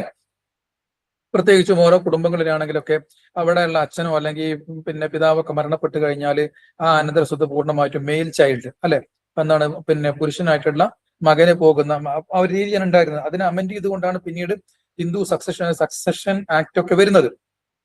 ഓക്കെ, ഈ സിസ്റ്റമാണ് അതുവരെ ഉണ്ടായിരുന്നത്. അപ്പൊ അതുകൊണ്ട് തന്നെ സ്വാഭാവികമായിട്ടും എന്ത് ചെയ്യും, സമ്പത്ത് അല്ലെങ്കിൽ ലാൻഡ് ഓണർഷിപ്പ് അല്ലെങ്കിൽ പ്രോപ്പർട്ടി ഓണർഷിപ്പ് എന്നുള്ളത് സ്ത്രീകൾക്ക് അവിടെ പൂർണ്ണമായിട്ടും നിഷേധിക്കപ്പെടും നമുക്ക് കാണാൻ പറ്റും. ഇനി മറ്റൊന്ന്, അങ്ങനെ വരുമ്പോൾ തന്നെ woman may be reduced to the role of unpaid servants in household. ഈ സമ്പത്ത് അല്ലെങ്കിൽ ഈ സ്വത്ത് കിട്ടാതിരിക്കുന്ന സമയത്ത് സ്വാഭാവികമായിട്ടും സ്ത്രീകൾ വീടുകളിൽ ജോലി ചെയ്യുന്ന ശമ്പളമില്ലാത്ത ജോലിക്കാരായിട്ട് മാറുന്നത് കാണാൻ പറ്റും. അത് ഫാമിലിയൽ കാര്യങ്ങളിൽ, അതുപോലെ അല്ലെങ്കിൽ ആ ഒരു സ്മാൾ സ്കെയിൽ പ്രൊഡക്ഷൻ, വീട്ടിൽ എന്തെങ്കിലുമൊക്കെ ചെറിയ ഒരു വീട്ടുജോലി ചെയ്തുകൊണ്ട്, എന്ന് പറഞ്ഞാൽ ചെറിയ രീതിയിലെ ഉൽപ്പാദനം, നമ്മൾ പറയില്ല കൈത്തറി അല്ലെങ്കിൽ പിന്നെ എന്തെങ്കിലുമൊക്കെ വീട്ടുജോലി, നമ്മൾ പറഞ്ഞ കുടിൽ വ്യവസായം, ചെറിയൊരു കുടിൽ വ്യവസായമൊക്കെ ചെയ്തുകൊണ്ട് ജീവിക്കുന്ന രീതിയിൽ നമുക്ക് കാണാൻ പറ്റും. ഇനി അവര് വിധവകളായാണെങ്കിലും അല്ലെങ്കിൽ പുരുഷന്മാരെ ഒഴിവാക്കി പോകുന്ന അവസ്ഥ, അല്ലെങ്കിൽ ഒറ്റയ്ക്ക് ജീവിക്കുന്ന അവസ്ഥ, ഡൈവേഴ്സ് വരുന്ന അവസ്ഥയിലൊക്കെ പ്രത്യേകിച്ച് അവരൊരു പോവർട്ടിയിലേക്ക് അല്ലെങ്കിൽ ദാരിദ്ര്യത്തിലേക്ക് നീങ്ങാനുള്ള ഒരു സാധ്യത ഒക്കെ നമുക്കിവിടെ കൃത്യമായിട്ട് കാണാൻ കഴിയും. ഇനി സമൂഹത്തില് നമ്മളിപ്പോൾ പറഞ്ഞ പോലെ തന്നെ already mention in the patriarchal societal Notion as A reason for the disparity. നമ്മൾ പറഞ്ഞു പാട്രിയാർക്കൽ സിസ്റ്റം അഥവാ പുരുഷ മേധാവിത്വമുള്ള ഒരു സമൂഹത്തിന് നമ്മൾ ജീവിക്കുന്നത് കൊണ്ടാണ് സ്ത്രീകൾ ഈ രീതിയിൽ എന്താ പറയാ മാർജിനലൈസ് ചെയ്യപ്പെടുന്നതാണ് നമ്മൾ പറഞ്ഞത്. അപ്പോ അതൊരു പരിധി വരെ ശരി തന്നെയാണ്.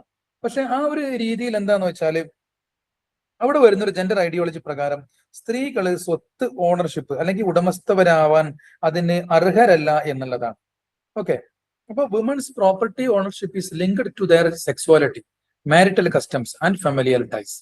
ഒരു കുടുംബം അവരിപ്പോ മെട്രിലീനിയർ സിസ്റ്റമാണ് തുടരുന്നത് എങ്കിൽ അവർ തന്നെയാണ് കുടുംബത്തിലെ ഏറ്റവും എന്താ പറയുക പ്രധാനപ്പെട്ട വ്യക്തികൾ. അവരാണ് സമ്പത്തിന്റെ ഓണേഴ്സ് ആയിട്ട് വരിക. നമ്മൾ അറിയാലോ, കണ്ണൂരൊക്കെ ഉണ്ടായിരുന്ന അറക്കൽ രാജവംശം അങ്ങനെയായിരുന്നു.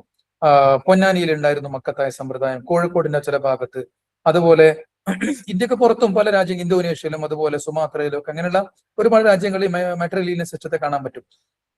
പല ട്രൈബൽ പീപ്പിളിന്റെ ഇടയിലൊക്കെ മെട്രിലീനിയർ സിസ്റ്റം ഉണ്ടായിരുന്നു നമുക്ക് പറയാൻ പറ്റും. അപ്പോ ഒരു വിവാഹം കഴിയുന്നവർ കൂടെ എന്താ സംഭവിക്കുന്ന ഒരു സ്ത്രീ എന്ത് ചെയ്യുന്നു, അവരുടെ ഹസ്ബൻഡിന്റെ വീട്ടിലേക്കാണ് മാറുന്നത്.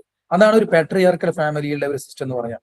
അപ്പൊ അങ്ങനെ വരുമ്പോൾ സ്വാഭാവികമായിട്ടും അവിടെ ഈ പ്രോപ്പർട്ടി ഇൻഹെറിറ്റ് ചെയ്യുന്നതിലും എന്ത് ചെയ്യുന്നുണ്ട്, ഈ നമ്മൾ പറയുന്ന ഈ ഒരു റെസ്ട്രിക്ഷൻ അവിടെ നിലനിൽക്കുന്നുണ്ട്. അപ്പൊ കല്യാണം കഴിയുന്നതോട് കൂടെ എന്ത് ചെയ്യുന്നു, അവരുടെ വീടുമായിട്ടുള്ള വലിയൊരു ബന്ധം അവിടെ നഷ്ടപ്പെടുകയാണ്. അപ്പൊ ആ വീട്ടില് സ്ത്രീകൾക്കുള്ള അവകാശം, അപ്പൊ അവരുടെ സ്വത്ത്, അവരുടെ പിതാക്കള് അല്ലെങ്കിൽ പേരൻസ് മരണപ്പെടുന്നതോട് കൂടെ ആ സ്വത്ത് എന്ത് ചെയ്യുന്നു, അതിന്റെ ഒരു കൃത്യമായ രീതിയിൽ, ശരിയായ രീതിയിൽ അതിന്റെ ഒരു ഓണർഷിപ്പ് അവർക്ക് ലഭിക്കുന്നില്ല എന്നല്ല. അതിന് കാരണം അവർ ഹസ്ബൻഡിന്റെ വീട്ടിലേക്ക് മാറി താമസിക്കുന്നു എന്നുള്ള ഒരു പ്രധാനപ്പെട്ട കാരണം. പിന്നെ അതോടൊപ്പം തന്നെ ഇനി കിട്ടുകയാണെങ്കിൽ തന്നെ വളരെ ചെറിയ രീതിയിലുള്ള ഒരു ഓണർഷിപ്പ് അല്ലെങ്കിൽ പേരിന് മാത്രം ലഭിക്കാം. അപ്പൊ അവരുടെ പേര് തന്നെ ആയിരിക്കും ഒരു പക്ഷേ ഭൂമി ഉള്ളത് എന്നൊക്കെ പറയും. പക്ഷെ അതിന്റെ ഫലങ്ങൾ അല്ലെങ്കിൽ അവിടെയുള്ള സമ്പത്തൊക്കെ പൂർണ്ണമായിട്ട് എടുത്തുകൊണ്ടിരിക്കുന്ന ആരായിരിക്കും, അവിടെയുള്ള മെയിൽ പാർട്ടികൾ, അവരുടെ സഹോദരന്മാരായിട്ടുള്ള ആളുകളായിട്ടാണ് നമുക്ക് നമ്മുടെ സൊസൈറ്റിയിൽ നമ്മൾ നിരീക്ഷിക്കുമ്പോൾ നമുക്ക് കാണാൻ പറ്റുക. അപ്പൊ അതുകൊണ്ട് തന്നെ ഈ രീതിയിൽ വരുന്നത് സ്ത്രീകൾക്ക് ഇപ്പൊ സമ്പത്ത് കയ്യിലില്ല എന്നുണ്ടെങ്കിൽ സ്ത്രീകൾക്ക് എന്ത് ചെയ്യാൻ പറ്റൂല, മറ്റുള്ള കാര്യങ്ങൾ ഇടപെടാൻ കഴിയില്ല. സമ്പത്തുള്ള ആളുകൾക്കാണ് പവർ ഉള്ളത്, അല്ലെ? സമ്പത്തുള്ള ആളുകളെ കൊണ്ടാണ് സമൂഹത്തിൽ മാറ്റം കൊണ്ടുവരാൻ പറ്റുക. കുറച്ച് സമ്പത്ത് കയ്യിലുണ്ടെങ്കിൽ അത് വെച്ചുകൊണ്ടാണ് കൂടുതൽ സമ്പത്ത് ഉണ്ടാക്കുക. അപ്പൊ ഇതൊന്നുമില്ല, ഇതിലേക്കൊന്നും ആക്സസ് ഇല്ല എങ്കിൽ സ്വാഭാവികമായിട്ടും എന്ത് ചെയ്യും, അവരുടെ സെക്ലൂഷൻ, അവരുടെ മാർജിനലൈസേഷൻ എന്ത് ചെയ്യും, ഒന്നുകൂടെ കൂടുകയെ ചെയ്യുള്ളൂ. അപ്പൊ അതുകൊണ്ട് തന്നെ സമൂഹത്തിൽ വലിയ രീതിയിൽ ജെൻഡർലി ഡിസ്ക്രിമിനേറ്റ് ചെയ്യപ്പെടാൻ ഇത് കാരണമായി തീരുന്നുണ്ടല്ലോ. മറ്റൊരു പ്രധാനപ്പെട്ട കാര്യം ലാൻഡ് ഓണർഷിപ്പ് ആണ്, ഭൂമിയുടെ അവകാശം അല്ലെങ്കിൽ ഭൂമിയുടെ ഉടമസ്ഥാവകാശം. ഈ ഭൂമിയുടെ ഉടമസ്ഥാവകാശം പുരുഷനും സ്ത്രീക്കും വ്യത്യസ്തമായ രീതിയിലാണ് നമ്മുടെ സമൂഹം നൽകിയിട്ടുള്ളത്. ഇതുകൊണ്ട് തന്നെ വലിയ രീതിയിൽ സമൂഹത്തിൽ സ്ത്രീകൾ എന്ത് ചെയ്യുന്നുണ്ട്, വലിയ രീതിയിലുള്ള ഒരു മാർജിനലൈസേഷൻ അല്ലെങ്കിൽ നമ്മൾ പറയുന്ന ഡിസ്ക്രിമിനേഷൻ അനുഭവിക്കുന്നുണ്ട്. ഇപ്പോ റൂറൽ ഏരിയകളിലൊക്കെ അല്ലെങ്കിൽ നമ്മൾ വന്ന ഗ്രാമീണ വീടുകളിലൊക്കെ ഈ പുരുഷനും സ്ത്രീക്കൊക്കെ സ്വത്തൊക്കെ ഓരി വെക്കപ്പെട്ടാല് അതിൽ ഏറ്റവും നല്ല സ്ഥലവും അല്ലെങ്കിൽ നല്ല ഭൂമിയൊക്കെ ആര് കൊണ്ടുപോകും, പുരുഷന്മാര് കൊണ്ടുപോകും, അല്ലെ? ഫലഭൂഷ്ടമല്ലാത്ത, കൃഷിക്ക് യോഗ്യമല്ലാത്ത സ്ഥലങ്ങളൊക്കെയാണ് ആർക്ക്, സ്ത്രീകൾക്ക് കൊടുക്കുക. ഇത് അവരുടെ സ്വാഭാവികമായിട്ടും അങ്ങനെ വരുമ്പോൾ അവർക്ക് അതിൽ നിന്ന് വിളകൾ ലഭിക്കാതിരിക്കും, റിസൾട്ട് ഇല്ലാതിരിക്കും. അത് അവരുടെ എക്കണോമിക് സ്റ്റെബിലിറ്റിയെ ബാധിക്കും, അല്ലെ? അത് അവരുടെ പിന്നെ ആ കുടുംബത്തിലുള്ള അവരുടെ ഐഡന്റിറ്റി അത് പ്രധാനമായിട്ടും എന്ത് ചെയ്യും, അത് ബാധിക്കുന്നതൊക്കെ നമുക്ക് കാണാൻ പറ്റും. അപ്പൊ അതുകൊണ്ട് തന്നെ ഈ മേഖലയിലെല്ലാം സമൂഹത്തിൽ വലിയ രീതിയിലുള്ള മാറ്റങ്ങൾ ഉണ്ടാവേണ്ടതുണ്ട് എന്നാണ് നമ്മൾ പറയുന്നത്. For example, a man may permit his wife or sister to use a plot of land out of goodwill, but such access is not legally enforceable, nor can a woman claim it as a right. നമ്മൾ പറയുന്നത് ഇപ്പോ സഹോദരിമാരായി നിൽക്കുന്ന ആളുകൾക്ക് തന്നെ ഇപ്പൊ നല്ലൊരു plot ആണെങ്കിൽ അത്തരത്തിലുള്ള ഒരു സ്ഥലം വേണമെങ്കിൽ പുരുഷന്മാര് എന്ത് ചെയ്യും, അല്ലെങ്കിൽ സഹോദരന്മാര് എന്തെങ്കിലുമൊക്കെ ഒരു കാര്യലാഭത്തിന് വേണ്ടിയോ അല്ലെങ്കിൽ ചിലപ്പോ പിന്നെ നമ്മുടെ സഹോദരിയല്ലേ എന്നൊക്കെ വിചാരിച്ചുകൊണ്ട് വേണമെങ്കിൽ അതിൽ കൃഷി ചെയ്യാനോ മറ്റോ മറിച്ചൊക്കെ കൊടുത്തു എന്ന് വരും.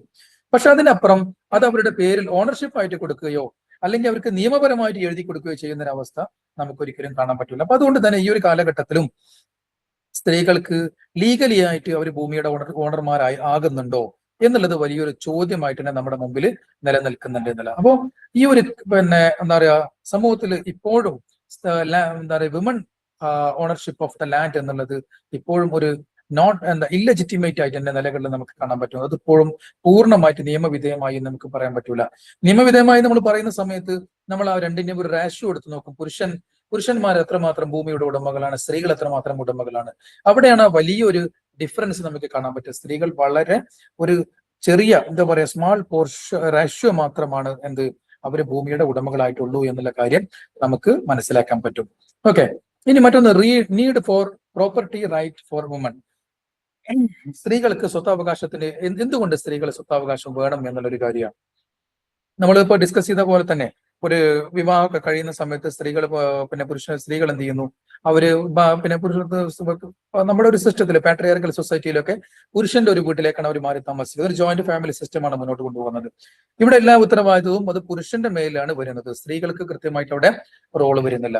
അപ്പൊ അതുകൊണ്ട് തന്നെ സ്ത്രീ അവളുടെ വീട്ടിൽ നിന്ന് വിവാഹം കഴിഞ്ഞ് പോരുന്നതോട് കൂടെ അവൾക്ക് കിട്ടേണ്ട അവകാശങ്ങൾ പൂർണ്ണമായിട്ട് എന്ത് ചെയ്യുന്നു, അല്ലെങ്കിൽ സ്വത്തുക്കൾ പൂർണ്ണമായിട്ട് തന്നെ അത് മറ്റുള്ള ആളുകൾ എന്ത് ചെയ്യുന്നു, അത് എടുക്കുന്ന അല്ലെങ്കിൽ അവർ ഓൺ ചെയ്യുന്ന ഒരു അവസ്ഥയിലേക്കാണ് കാര്യങ്ങൾ എത്തുന്നത്.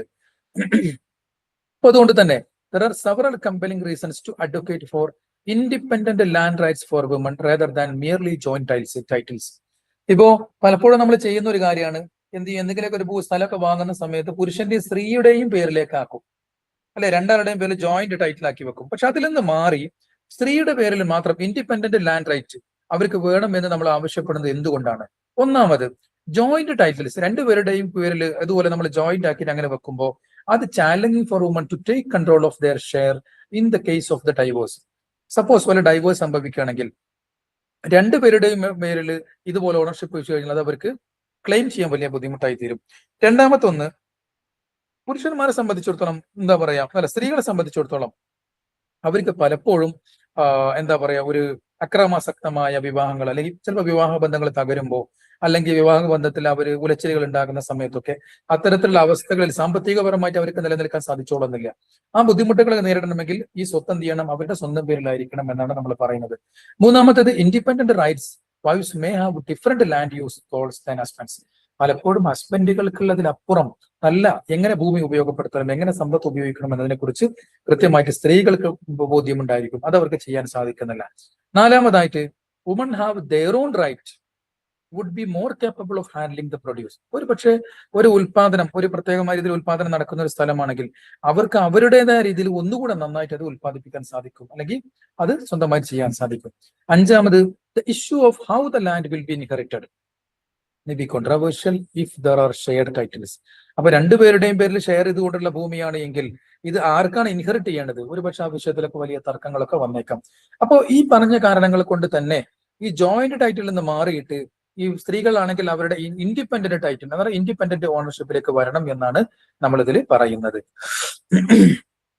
ഇത് പിന്നെ എന്താ പറയുക, വിധവകളാകുമ്പോൾ അല്ലെങ്കിൽ വിവാഹമോചിത എന്താ പറയുക ഡൈവോഴ്സ് ഒക്കെ വരുന്ന സമയത്ത് കൃത്യമായിട്ട് ഇതിന്റെ ഒരു ബുദ്ധിമുട്ട്, ഈ ഫൈനാൻഷ്യൽ വൾണറബിലിറ്റി പ്രോബ്ലംസ് അവർ അനുഭവിക്കുന്ന സമയത്തൊക്കെയാണ് ഇത് കൃത്യമായിട്ട് ബോധ്യപ്പെടുക. അപ്പൊ നമ്മൾ പറഞ്ഞ പ്രകാരം തന്നെ ലാൻഡ് അല്ലെങ്കിൽ ലാൻഡ് ഓണർഷിപ്പ് എന്നുള്ളത് വലിയൊരു എന്ന് പറഞ്ഞാൽ സ്ത്രീകളെ എംപവർ ചെയ്യുന്നതിൽ വലിയൊരു പങ്ക് വഹിക്കുന്ന ഒന്നാണ്. പക്ഷേ നമ്മുടെ ഒരു പ്രസന്റ് സൊസൈറ്റിയിൽ നമ്മൾ എടുത്തു നോക്കുമ്പോൾ അതിൽ ആ ഒരു മേഖലയിൽ അവരുടെ പെർഫോമൻസ് അല്ലെങ്കിൽ അതിന്റെ ഷെയർ എന്ന് പറയുന്നത് വളരെ കുറവാണ് എന്നാണ് നമുക്ക് മനസ്സിലാക്കാൻ പറ്റുക. ഈ മറ്റൊന്ന്, legal property rights for woman. ഇപ്പൊ നമ്മൾ പറഞ്ഞു ലാൻഡിന്റെ കാര്യം നമ്മൾ പറഞ്ഞു, അതുപോലെ പ്രോപ്പർട്ടി റൈറ്റ് കുറിച്ച്, പിന്നെ നിയമപരമായിട്ടുള്ള സ്വത്താവകാശം അതും സ്ത്രീകളും തമ്മിൽ എന്ന് പറഞ്ഞാൽ സ്ത്രീകൾക്ക് സ്വത്തുണ്ട് എന്ന് മാത്രം നമ്മൾ പറഞ്ഞാൽ പോരാ, അത് ലീഗലി ആയിട്ട് എന്ത് ചെയ്യണം, അവരുടെ പേരിൽ രജിസ്റ്റർ ചെയ്യപ്പെടണം. അങ്ങനെ വരുമ്പോൾ മാത്രമാണ് നമ്മൾ ഈ പറഞ്ഞുകൊണ്ടിരിക്കുന്ന ജെൻഡർ ഈക്വാലിറ്റിയിലേക്ക് അല്ലെങ്കിൽ വുമൺ എംപവർമെന്റിലേക്ക്, എക്കണോമിക് സെക്യൂരിറ്റിയിലേക്ക് അവർക്ക് എത്താൻ പറ്റുള്ളൂ. അപ്പൊ ഇന്ത്യയിൽ വ്യത്യസ്തമായ നിയമങ്ങൾ എന്ത് ചെയ്യുന്നുണ്ട്, സ്ത്രീകൾക്ക് പിന്നെ സ്വത്ത് ഓൺ ചെയ്യാനും ഇൻഹെറിറ്റ് ചെയ്യാനും അത് കൺട്രോൾ ചെയ്യാനുള്ള നിയമങ്ങൾ അവർക്ക് നിയമങ്ങൾ നിലവിലുണ്ട്. ഇതുപോലെ ദ ഹിന്ദു സക്സഷൻ ആക്ട് 1956 വന്നിട്ടുള്ള ഇതിൽ പ്രധാനമായിട്ടും ജെൻഡർ ഈക്വാലിറ്റി അടിസ്ഥാനപ്പെടുത്തിക്കൊണ്ട് തന്നെ എന്ന് പറഞ്ഞാൽ അച്ഛനും അമ്മയൊക്കെ മരണപ്പെടുന്ന സമയത്ത് ആൺമക്കൾക്കും പെൺമക്കൾക്കും ഒരുപോലെ സ്വത്ത് എന്ത് ചെയ്യണം, അത് ഭാഗിക്കണം എന്ന് പറയുന്ന ഒരു നിയമമാണിത്. അപ്പൊ ഈ നിയമം നിലവിലുണ്ട് എങ്കിൽ തന്നെയും അത് കൃത്യമായിട്ട് എത്രമാത്രം പാലിക്കപ്പെടുന്നുണ്ട് എന്നുള്ളത് വലിയൊരു ചോദ്യമായിട്ട് നമ്മുടെ മുമ്പിൽ നിലനിൽക്കുന്നു എന്നുള്ളതാണ്.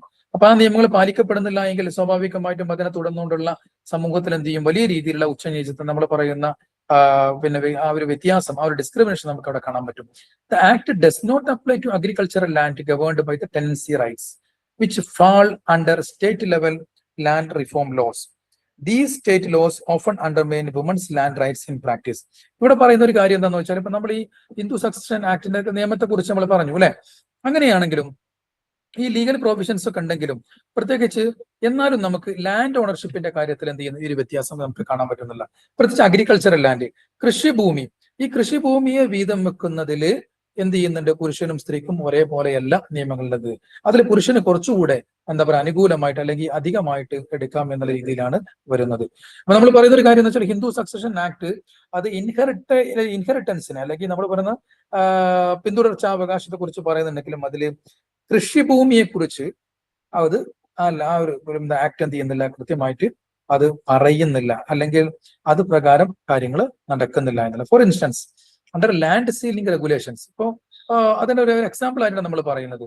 Many states allow farming households to return additional land based on the number of the adult sons but not adult daughters.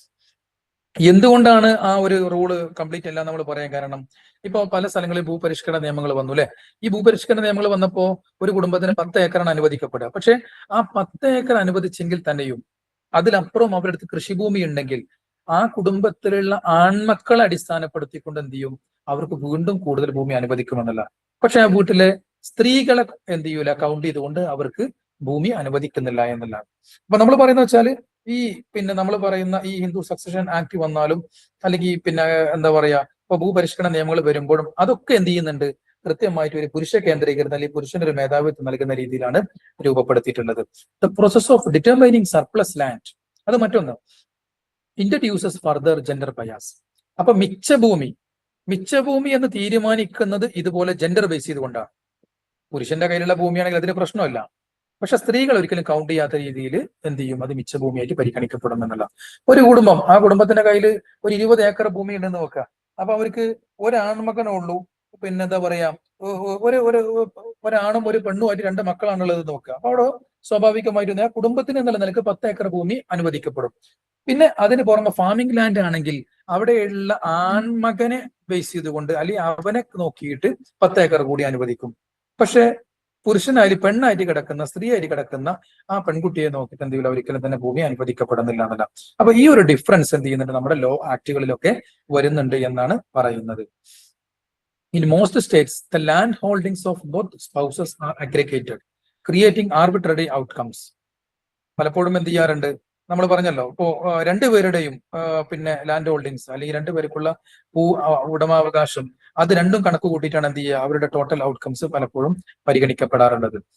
There have been documented cases where the small portion of the land registered in a wife's name, if any, has been declared surplus and appropriated by the government. പലപ്പോഴും നമുക്ക് കാണാൻ പറ്റുന്ന ഒരു കാര്യം എന്താണെന്ന് വെച്ചാൽ, ഒരു സ്ത്രീയും പുരുഷനും ഉണ്ടെന്ന് നോക്കുക.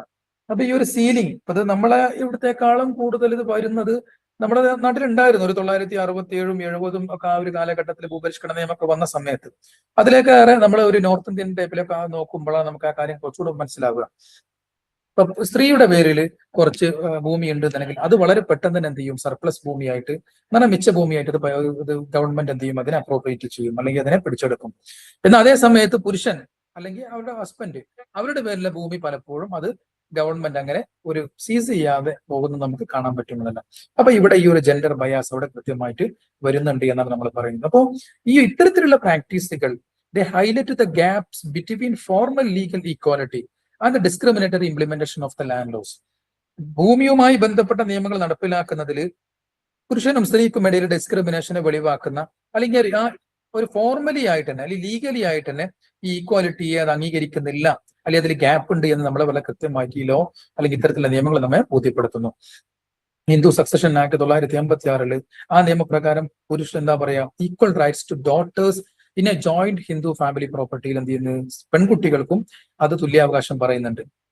പക്ഷെ അത് നടപ്പിലാക്കി തുടങ്ങിയത് എന്ന് മുതൽ 2005 മുതൽക്കാണ് എന്നാണ് നമുക്ക് മനസ്സിലാക്കാൻ പറ്റുക. അങ്ങനെയാണെങ്കിലും ഈ നിയമങ്ങളൊക്കെ ശരിക്കും സ്ത്രീകൾക്കും തുല്യാവകാശമുണ്ട് എന്നുള്ളതിനെ വളരെ കൃത്യമായിട്ട് പറയുന്നുണ്ടെങ്കിലും പക്ഷെ അതിൽ lack of complete and accurate data on the land ownership in India especially concerning women's land ownership in agriculture land. അപ്പോ എത്രമാത്രം സ്ത്രീകൾ ഇന്ത്യയിൽ കൃഷിഭൂമികൾക്ക് ഉടമകളാണ് എന്നുള്ള ചോദ്യം ചോദിക്കുമ്പോൾ നമുക്ക് ഒരിക്കലും തന്നെ കൃത്യമായിട്ട് അതിന് ആൻസർ പറയാൻ സാധ്യമല്ല എന്നല്ല. According to the centre for land governance index which draws data from 2011 census പ്രകാരം only 12.9% of Indian women are recorded as land owners. ഇന്ത്യയിലെ സ്ത്രീകളിൽ 12.9% ആളുകൾക്ക് മാത്രമാണ് ഭൂവുടമകൾ അഥവാ ഭൂമി അവകാശമുള്ള ആളുകളായിട്ട് നമുക്ക് കാണാൻ പറ്റുക. മറ്റുള്ള ഏകദേശം നമ്മൾ പറയുന്ന ഏകദേശം 87% ആര് തന്നെയാണ്, പുരുഷന്മാർ തന്നെയാണ് ഭൂമി ഉടമപ്പെടുത്തിയിട്ടുള്ളത് എന്നാണ് നമുക്ക് മനസ്സിലാക്കാൻ പറ്റുക. The stark gender gap in the land ownership stem from multiple factors. ഒരുപാട് കാരണങ്ങൾ നമുക്ക് ഇവിടെ കണ്ടെത്താൻ പറ്റും. പ്രത്യേകിച്ചും നമ്മൾ പറഞ്ഞുകൊണ്ടിരിക്കുന്ന പുരുഷാധിപത്യ കുടുംബങ്ങൾ, അതാണ് പാട്രിയാർക്കൽ നോംസ്. മറ്റും നമ്മുടെ രാജ്യത്തിന്റെ ഇൻഅഡിക്വേറ്റ് ആയ ഇംപ്ലിമെന്റേഷൻ എന്ന് പറഞ്ഞാൽ നമ്മൾ നിയമങ്ങൾ ധാരാളം നമുക്ക് ഉണ്ടെങ്കിലും അത് നടപ്പിലാക്കുന്നില്ല. ബയാസ്ഡ് ഡെസിഷൻ മേക്കിംഗ് പ്രോസസ്, അല്ലെ? പുരുഷൻ അനുകൂലമായിട്ട് എടുക്കുന്ന നിയമ സംവിധാനം, അല്ല, തീരുമാനങ്ങൾ എടുക്കുന്ന നമ്മുടെ സഭകളൊക്കെ. അപ്പൊ ഇങ്ങനെ ഇന്ത്യയിലും തന്നെ ഈ ഒരു പ്രോപ്പർട്ടി റൈറ്റ്സിന്റെ കാര്യത്തിൽ ഇനീക്വാലിറ്റി തുടരാൻ ഇത്തരത്തിലുള്ള കാര്യങ്ങളൊക്കെ എന്ത് ചെയ്യുന്നുണ്ട്, വലിയ രീതിയിൽ അതിനെ സഹായകമാകുന്നുണ്ട് നമ്മൾ പറയുന്നത്. മറ്റൊന്ന് ജെൻഡർ വേജ് ക്യാപ്പ്. ഇനി ജെൻഡറിനെ ബേസ് ചെയ്തുകൊണ്ടുള്ള നമ്മൾ പറയുന്ന ജോലി സ്ഥലത്തൊക്കെ ഉള്ള വേജ് ക്യാപ്പുകൾ, നല്ല കൂലി, അല്ലെ? അത് നമുക്ക് ലേബർ ഫോഴ്സിലേക്ക് നമ്മൾ വരുമ്പോൾ ലേബർ ഫോഴ്സിനിടയിൽ പുരുഷനും സ്ത്രീക്കും ഇടയിലുള്ള വരുമാനത്തിന്റെ കാര്യത്തിലുള്ള ഒരു വ്യത്യാസം നമുക്ക് മനസ്സിലാക്കാൻ പറ്റും. ജെൻഡർ വേജ് ക്യാപ്പ് എന്നാണ് നമ്മൾ അതിനെ കൃത്യമായിട്ട് വിളിക്കുന്നത്. The inequality between the genders എന്ന് പറഞ്ഞാൽ the percentage of income that men and women receive that is dependent on their gender is referred to as wage gap. എന്താണ് വേജ് ഗ്യാപ്പ് എന്ന് പറഞ്ഞാൽ ജെൻഡർ പേ ഗ്യാപ്പ് എന്ന് പറഞ്ഞാൽ എന്താ? പുരുഷനാണ് അല്ലെങ്കിൽ സ്ത്രീയാണ് എന്നതിനെ അടിസ്ഥാനപ്പെടുത്തി ഓരോരുത്തരും സ്വീകരിക്കുന്ന വരുമാനം, ആ വരുമാനത്തിന്റെ അതിലെ വ്യത്യാസത്തിനെയാണ് നമ്മൾ ഈ ജെൻഡർ ഗ്യാപ്പ് അല്ലെങ്കിൽ ജെൻഡർ പേ ഗ്യാപ്പ് എന്ന് പറയാം.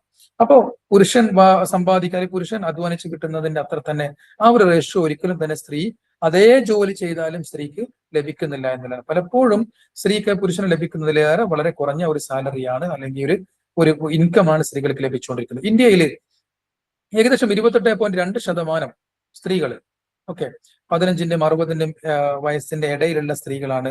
ആ ഒരു പെർസെന്റേജിന് അവരാണ് പ്രത്യേകിച്ച് എംപ്ലോയിഡ് ആയിട്ട് നമുക്ക് കാണാൻ സാധിക്കാം. ഏകദേശം PLFS അഥവാ periodic labour force survey 2019-20 survey പ്രകാരം നമുക്ക് ഇങ്ങനെ കാണാൻ സാധിക്കുന്നതാണ്. അപ്പൊ സ്വാഭാവികമായിട്ട് നമ്മൾ അവിടെ വായിക്കേണ്ട മറ്റൊരു കാര്യമുണ്ട്. 28.2 അല്ലെങ്കിൽ 28.2 എന്ന് പറഞ്ഞാൽ ഏകദേശം 70% അവിടെ പുരുഷന്മാരാണ് എംപ്ലോയിഡ് ആയിട്ടുള്ളത് എന്ന് നമ്മൾ പ്രത്യേകമായിട്ട് നമ്മൾ മനസ്സിലാക്കേണ്ടത്. ഇനി ഇതിൽ തന്നെ even among the working age women, those who work for their own household, business account for the greatest portion. അധികം ആളുകളും എന്താണെന്നറിയോ, സ്വന്തം വീട്ടുകാര്യങ്ങൾ അതല്ലെങ്കിൽ സ്വന്തം ബിസിനസ് ചെയ്യുന്ന ആളുകളാണ്, ഏകദേശം 30%. ഓക്കെ, പിന്നെ ഒരു 5.3% വേറെ വർക്ക് ഫോഴ്സ് അൺഎംപ്ലോയിഡ് ആയിട്ട് നമുക്കതിൽ കൂടെ കാണാൻ പറ്റുന്നുണ്ട്. മറ്റൊന്ന്, അങ്ങനെ വരുമ്പോൾ തന്നെ 65% of woman who are employed actually make a living. According to the report of the periodic labour force survey in India, there is an approximately INR 4,014 wage gap. പുരുഷനും സ്ത്രീക്കും ഇടയിലുള്ള ഒരു ശമ്പളത്തിൽ നമ്മൾ നോക്കുമ്പോൾ അല്ലെങ്കിൽ കൂലിയിൽ നിന്നുള്ളൊരു വ്യത്യാസം നോക്കുമ്പോൾ ഏകദേശം 4014 രൂപയുടെ ഒരു വ്യത്യാസം നമുക്ക് കാണാൻ പറ്റും. എന്ന് പറഞ്ഞാൽ അതിനൊരു ഒരു ആവറേജ് എടുത്തുകൊണ്ടാണ് ഈ കണക്കുകളൊക്കെ പറയുന്നത് കേട്ടോ. അല്ലാതെ പലപ്പോഴും ചിലപ്പോൾ 1000 രൂപന്റെ വ്യത്യാസം, 500 രൂപന്റെ വ്യത്യാസം അങ്ങനെയൊക്കെ കാണും. പക്ഷെ ഒരു ആവറേജ് എടുത്ത് നോക്കുമ്പോൾ ഈ ഒരു ഡിഫറൻസ് നമുക്ക് മന്ത്ലി സാലറിയിൽ നമുക്ക് കാണാൻ പറ്റുന്നുണ്ട്. അതേപോലെ തന്നെ സ്ത്രീകൾ നോർമലി ഒരു ആവറേജ് പ്രകാരം സ്ത്രീകൾ മേടിക്കുന്ന ഒരു സാലറി എന്ന് പറഞ്ഞാൽ ഒരു 8,034 രൂപയാണ്. എന്ന് പറഞ്ഞാൽ വിച്ച് ഈസ് റഫ്ലി 33% less than men's average salary. പുരുഷന്റെ സാലറി എന്ന് പറഞ്ഞാൽ 12,048 രൂപയാണ് ഏകദേശം ഇത് കണക്കാക്കിയിട്ടുള്ളത്. അപ്പോൾ അതിൽ നിന്നും ഒരു 33% ഒരു കുറവ് നമുക്ക് സ്ത്രീകളുമായിട്ട് കമ്പയർ ചെയ്യുമ്പോൾ കാണാൻ പറ്റും. മറ്റൊന്ന്, according to the PLFS 2019-20 report പ്രകാരം women tend to make between 20% and 60% less than men across all occupational sectors. എല്ലാ ഒക്കുപേഷണൽ സെക്ടേഴ്സ്, അത് മൈനിങ് ആവട്ടെ, ഇൻഡസ്ട്രി ആവട്ടെ, മാനുഫാക്ചറിങ് ആവട്ടെ, എഡ്യൂക്കേഷൻ ആവട്ടെ. എഡ്യൂക്കേഷനിൽ കുറച്ചുകൂടെ നമ്മൾ കേരളത്തിലൊക്കെ വലിയ മാറ്റം നമുക്ക് കാണാൻ പറ്റും. ഒരു 20-യുടെയും 60%-യും ഇടയിൽ എന്ത് ചെയ്യുന്നുണ്ട് സ്ത്രീകൾ, ആ ഒരു ഡിഫറൻസ് വരുന്നത് നമുക്ക് കാണാൻ പറ്റും. അതിൽ തന്നെ സ്ത്രീകൾ അധികവും സെൽഫ് എംപ്ലോയിഡ് ആണ്. പ്രത്യേകിച്ചും അവരുടെ സ്വന്തമായിട്ടുള്ള കാഷ്വൽ ലേബർ, സാലറി എംപ്ലോയ്മെന്റ് അങ്ങനെയൊക്കെയുള്ള കാര്യങ്ങൾ കാണാൻ പറ്റും. സെൽഫ് എംപ്ലോയിഡ് ആയിട്ടുള്ള സ്ത്രീകൾ എന്ന് പറഞ്ഞാൽ ഏകദേശം 53%, around 53% less than self employed men, thanks to INR 5,989 salary difference between the sexes. ഇപ്പോൾ നമുക്ക് സെൽഫ് എംപ്ലോയിഡ് ആയിട്ട് നോക്കുമ്പോൾ അതിൽ പുരുഷന്മാരെക്കാളും കൂടുതൽ ആരാണ്, സ്ത്രീകളായിട്ടാണ് നമുക്ക് കാണാൻ പറ്റുക. Only 6.6% of woman work for themselves can make more than 12,500 each month. 12,500 രൂപ അല്ലെങ്കിൽ അതിന്റെ മുകളിൽ ജോലി ചെയ്ത് സമ്പാദിക്കുന്ന സ്ത്രീകൾ വളരെ കുറവാണ്. ഏകദേശം 6.6% മാത്രമേ നമുക്ക് അവരെ കാണാൻ പറ്റുള്ളൂ എന്നുള്ളതാണ്. The average income gap in the labour force is 3,812, or roughly half of what men earn in agriculture. പുരുഷന്മാര് കൃഷിയിൽ നിന്ന് സമ്പാദിക്കുന്നത് എത്രയാണോ അതിന്റെ പകുതിയാണ്, 3,812 രൂപയോളമാണ് രണ്ട് പുരുഷന്റെയും സ്ത്രീയുടെയും ഇടയിലുള്ള ഒരു ഗ്യാപ്പ് എന്ന് നമുക്ക് മനസ്സിലാക്കാൻ പറ്റും. ഈ കണക്കൊന്നും ശരിയല്ല സാറേ, ഞങ്ങൾക്കൊക്കെ ഇതിലേറെ സാലറി കിട്ടുന്നുണ്ടല്ലോ എന്നുള്ള അഭിപ്രായമൊക്കെ ഉണ്ടായിരിക്കും. ഇത് അങ്ങനെയല്ല. ഇത് നമ്മൾ ഒരാളുടെ രണ്ടാളുടെ സാലറി നോക്കിയിട്ടല്ല, ഏകദേശം ഇന്ത്യയിൽ ജോലി ചെയ്യുന്ന ആളുകളിൽ നിന്നും നമ്മൾ എടുക്കുന്ന കണക്ക്, ആ കണക്കിന്റെ ടോട്ടൽ അതിലേക്ക് ഒരു ആവറേജ് അതിന്റെ ഒരു മീഡിയ ഒക്കെ ഉണ്ടല്ലോ, മീഡിയ നോക്കിയിട്ടാണ് നമ്മൾ ഈ ഒരു കണക്ക് കണ്ടെത്തുന്നത്. ഇനി മറ്റൊന്ന് causes of gender pay gap. എന്തുകൊണ്ടാണ് ഈ ഈ പേ ഗ്യാപ്പിൽ അല്ലെങ്കിൽ വേജ് ഗ്യാപ്പ് നമ്മൾ പറയുന്ന ഈ വേജ് ഗ്യാപ്പ് ഇത്രയും വരാനുള്ള പ്രധാനപ്പെട്ട കാര്യം എന്നല്ല. ഒന്ന്, നമ്മുടെ സൊസൈറ്റിക്കുള്ള ജെൻഡേർഡ് എക്സ്പെക്ടേഷൻ ആണ്. ആ ജെൻഡേർഡ് എക്സ്പെക്ടേഷനിൽ നമ്മുടെ ജെൻഡർ സ്റ്റീരിയോ ടൈപ്പ്, ഈ നമുക്കുണ്ടാകുന്ന നമ്മുടെ സൊസൈറ്റി കൽപ്പിക്കുന്ന ചില പ്രത്യേകമായ ചിന്ത അല്ലെങ്കിൽ എന്താ പറയാ അണ്ടർസ്റ്റാൻഡിങ്ങൾ, അതിനെ അടിസ്ഥാനപ്പെടുത്തിയാണ് സൊസൈറ്റി ഓരോരുത്തർക്കും ഓരോ ജോലി കൊടുക്കുന്നത്, അല്ലെ? ഒരു പുരുഷനും സ്ത്രീയും ജോലിക്ക് വേണ്ടി വരുമ്പോൾ പുരുഷനോട് പ്രിഫർ ചെയ്യും. കാരണം എന്താ, സ്ത്രീകൾ പലപ്പോഴും പല കാരണങ്ങൾ കൊണ്ട് അവർ ജോലിയിൽ നിന്ന് അവർ ബ്രേക്ക് ആവും, അല്ലെങ്കിൽ അവരെ കൊണ്ട് പൂർണ്ണ ഒരു സ്ട്രെങ്തോട് കൂടെ എടുക്കാൻ പറ്റൂല. ഇങ്ങനെ ഒരുപാട് കാഴ്ചപ്പാടുകൾ നമുക്കുള്ളത് കൊണ്ട് തന്നെ അതിനെ ബേസ് ചെയ്തുകൊണ്ടാണ് വരുന്നത് എന്നാണ്. അപ്പൊ വുമൻസ് പ്രൊഡക്ടിവിറ്റി, അതേപോലെ തന്നെ വർക്ക് ഫോഴ്സിലേക്ക് ആദ്യമായിട്ടൊക്കെ വരുന്ന സമയത്ത് കരിയറിനിടക്ക് അവർക്ക് വരുന്ന ബ്രേക്കുകൾ, ഇതിനൊക്കെ അടിസ്ഥാനപ്പെടുത്തി അവരുടെ സാലറി വലിയ രീതിയിൽ കുറയുന്നത് കാണാം. അതേപോലെ അവർക്ക് മറ്റുള്ള ഒരുപാട് ജോലികൾ, care of the home, family, children, ഇങ്ങനെയൊക്കെയുള്ള ഡൊമസ്റ്റിക് ടാസ്കുകൾ അവരെ ഒരുപക്ഷെ ബാധിച്ചേക്കാം എന്നുള്ള. ഓക്കെ, അപ്പൊ അതുകൊണ്ട് തന്നെ അതിലൊന്ന് ഫെമിനൈസ്ഡ് ജോബ്സ്. ഒന്നാമത്തെ ഒരു കാരണം എന്താണെന്ന് വെച്ചാൽ ഫെമിനൈസ്ഡ് ജോബ്സ്. ചില ജോലികളൊക്കെ അത് സ്ത്രീകൾക്ക് മാത്രമുള്ള ജോലികളായിട്ട് സമൂഹം കണ്ടുവച്ചിട്ടുണ്ട്. ആ ജെൻഡർ സ്റ്റീരിയോട്ടിപ്പിക്കൽ ആയിട്ടുള്ള ജോലികൾ, പ്രത്യേകിച്ചും നമ്മൾ പറയും അത് സ്ത്രീകളാണ് അത് ചെയ്യാൻ അപ്രോപ്രിയേറ്റ് ആയിട്ടുള്ളത്, അല്ലെ? അപ്പൊ അങ്ങനെയുള്ള ജോബുകൾ ഉള്ളതുകൊണ്ട് തന്നെ ആ ജോലികളുടെ സാലറി പലപ്പോഴും അത് വളരെ കുറഞ്ഞതായി നമുക്ക് കാണാൻ പറ്റും. ഈ ജെൻഡേർഡ് ആയിട്ടുള്ള ഈ സ്റ്റീരിയോട്ടിപ്പിക്കൽ ആയിട്ടുള്ള അണ്ടർസ്റ്റാൻഡിങ് കാരണമായിട്ട് തന്നെ ഒക്കുപേഷണൽ രംഗത്ത് ഒരു segregation between men and woman, പുരുഷന്റെയും സ്ത്രീയുടെയും ഇടയിൽ ഒരു വേർതിരിവ്, ഒരു എന്താ പറയാ നമ്മൾ പറയുന്ന ഒരു വേർതിരിവ് നമുക്ക് പുരുഷന്റെയും സ്ത്രീയുടെയും ഇടയിൽ പ്രത്യേകമായിട്ട് കാണാൻ പറ്റും. അപ്പൊ അതുകൊണ്ട് തന്നെ സ്ത്രീകൾ ചെയ്യുന്ന ജോലികളൊക്കെ ഒരു ഫെമിനൈൻ ജോലി, അല്ലെങ്കിൽ ഒരു നമ്മൾ നേരത്തെ പറഞ്ഞ ഫെമിനൈസ്ഡ് ആയിട്ടുള്ള ഒരു ജോലി, പ്രത്യേകിച്ച് care giving, teaching, clerical work, ഇങ്ങനെയൊക്കെയുള്ള ജോലികൾ എന്ത് ചെയ്യും, സ്ത്രീകൾക്ക് പോകും. എന്നാൽ അതേ സമയത്ത് തന്നെ ഇപ്പൊ എഞ്ചിനീയറിംഗ്, ടെക്നോളജി, മാനേജ്മെന്റ് ഒക്കെ തലത്തിൽ വലിയ സാലറി ഉള്ള ജോലികളൊക്കെ വരുമ്പോഴോ അതൊക്കെ പുരുഷന്മാരിലേക്ക് മാറി നിൽക്കുന്നത്, അല്ലെങ്കിൽ പുരുഷന്മാരാണ് അത് അർഹരെയെന്ന് സൊസൈറ്റി കരുതുന്ന, അണ്ടർസ്റ്റാൻഡ് ചെയ്യുന്ന ഒരു തരത്തിലേക്കാണ് നമുക്ക് കാണാൻ പറ്റും. അപ്പൊ ഇതാണ് നമ്മൾ ഫെമിനൈസ്ഡ് ജോബ് അല്ലെങ്കിൽ എന്നതുകൊണ്ട് നമ്മൾ വിളിക്കുന്നത്. ഈ ഫെമിനൈസ്ഡ് ജോബ് എന്നുള്ള അണ്ടർസ്റ്റാൻഡിങ് കൊണ്ട് വലിയ രീതിയിൽ എന്ത് ചെയ്യുന്നു, സമൂഹത്തിൽ വേജ് ഗ്യാപ്പ് നിലനിൽക്കുന്നു. മറ്റൊന്ന് വർക്കിംഗ് ഹവേഴ്സ്, ജോലി ചെയ്യുന്ന സമയം.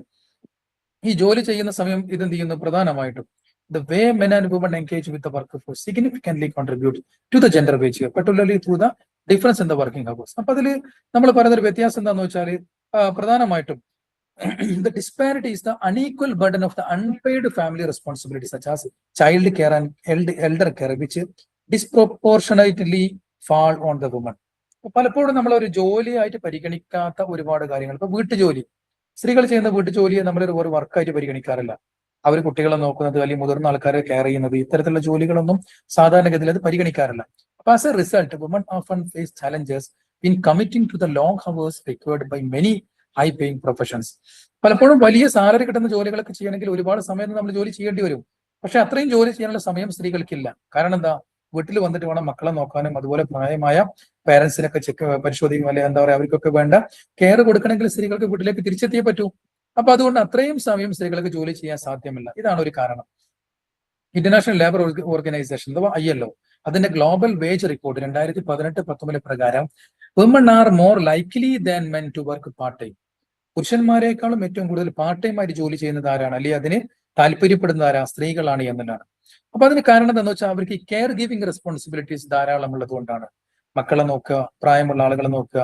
അപ്പൊ അതുകൊണ്ട് തന്നെ അവർ അതിനാണ് കൂടുതൽ താല്പര്യപ്പെടുന്നത്. അത് does not provide the same benefit, career progression, income as full time employment. അപ്പൊ അതുകൊണ്ട് തന്നെ എന്ത് സംഭവിക്കുന്നു, ഒരു ഫുൾ ടൈം ജോബിനുള്ള സാലറി കിട്ടൂല, മറ്റൊന്ന് കരിയറിൽ പ്രോഗ്രഷൻ ലഭിക്കൂല. എന്ന് പറഞ്ഞാൽ അവർക്ക് നമ്മൾ പറയുന്ന പോലെ ഒരു പ്രൊമോഷൻ അവർക്ക് ലഭ്യമല്ല. അതേപോലെ ഫുൾ ടൈം ആയി ജോലി ചെയ്യുന്ന ആളുകൾക്ക് ലഭിക്കുന്ന ബെനിഫിറ്റുകളും അവർക്ക് ലഭ്യമല്ല. അപ്പൊ അതിന് പ്രധാനപ്പെട്ട കാരണം ഈ ഒരു കെയർ ഗിവിംഗ് കൊടുക്കേണ്ടത് കൊണ്ട് തന്നെ അവർ പാർട്ട് ടൈം ആയി ജോലിയെ പ്രിഫർ ചെയ്യുന്നു എന്നുള്ളതാണ്. മറ്റൊന്ന് കരിയർ ബ്രേക്സ് ആണ്. കരിയർ ബ്രേക്സ് എന്ന് പറഞ്ഞാൽ നമ്മൾ പറഞ്ഞല്ലോ അല്ലെ, ഇപ്പോ ജോലി ചെയ്യുന്നതിന്റെ ഇടയ്ക്ക് തന്നെ അവർക്ക് പല കാരണങ്ങൾ കൊണ്ട് അവർക്ക് ജോലി ബ്രേക്ക് ചെയ്യേണ്ടതായിട്ട് വരും. അത് പലപ്പോഴും എന്താ പറയാ, nurturing of the children, care for elderly പീപ്പിളിന് വേണ്ടിയുള്ള, അല്ലെങ്കിൽ ഇൽ ഫാമിലി മെമ്പേഴ്സ്, രോഗികളായിട്ടുള്ള അവരെ എന്താ പറയാ പരിചരിക്കാൻ വേണ്ടി, അതുപോലെ കുടുംബവുമായി ബന്ധപ്പെട്ടുള്ള മറ്റുള്ള ബാധ്യതകൾ കാര്യങ്ങളൊക്കെ ചെയ്യാൻ വേണ്ടിയിട്ട് സ്ത്രീകൾ ഒരുപക്ഷെ ബ്രേക്ക് എടുത്തേക്കാം. അതിൽ ഏറ്റവും കൂടുതൽ ബ്രേക്ക് എടുക്കുന്നത് പുരുഷന്മാരെക്കാളും ആരാണ്, സ്ത്രീകളാണ്. അപ്പൊ പിന്നെ രണ്ടാമത് ഈ ഇൻസ്റ്റിറ്റ്യൂഷനിൽ വരുമ്പോൾ വീണ്ടും അവരവരൊരു ജോലി എന്താണ്, അവര് റീസ്റ്റാർട്ട് ചെയ്യുന്നത് പോലെയായിട്ടാണ് പരിഗണിക്കുക. അപ്പൊ അതുകൊണ്ട് തന്നെ ഈ part time work, career break എന്നുള്ളതൊക്കെ പ്രത്യേകിച്ചും എന്ത് ചെയ്യാന്ന് വെച്ചാൽ വലിയ രീതിയിൽ അവരുടെ സാലറിയെ അല്ലെങ്കിൽ അവരുടെ ഒരു ഫിനാൻഷ്യൽ സ്റ്റെബിലിറ്റിയൊക്കെ ബാധിക്കുന്ന ഒരു വിഷയമായിട്ട് മാറുന്നത് നമുക്ക് കാണാൻ പറ്റും. ഇനി മറ്റൊരു പ്രധാനപ്പെട്ട കാര്യമാണ് അൺപെയ്ഡ് ലേബർ എന്നുള്ളത്. അൺപെയ്ഡ് ലേബർ എന്ന് പറഞ്ഞാൽ നമ്മൾ പറഞ്ഞതിന് ശമ്പളമില്ലാത്ത ധാരാളം ജോലികൾ. ഈ ശമ്പളമില്ലാത്ത ജോലികൾ എന്ന് പറഞ്ഞാൽ നമുക്കറിയാം അല്ലെ, നമ്മൾ പിന്നെ പ്രൊഫഷണൽ സ്പിയേഴ്സിൽ ഇപ്പൊ ഏതൊക്കെ രീതിയിലുള്ള ഇനീക്വാലിറ്റി ആണെങ്കിൽ ജെൻഡർ വേജ് ക്യാപ്പിൽ എങ്ങനെയൊക്കെയാണ് സ്ത്രീകൾ നേരിട്ടുകൊണ്ടിരിക്കുന്ന കാര്യങ്ങൾ നമ്മൾ പറഞ്ഞു. എന്നാൽ അതോടൊപ്പം തന്നെ generally the term unpaid work എന്ന് പറഞ്ഞാൽ ഉദ്ദേശിക്കുന്നത് എന്താ, describes services provided within a household for its residence such as personal care and house work.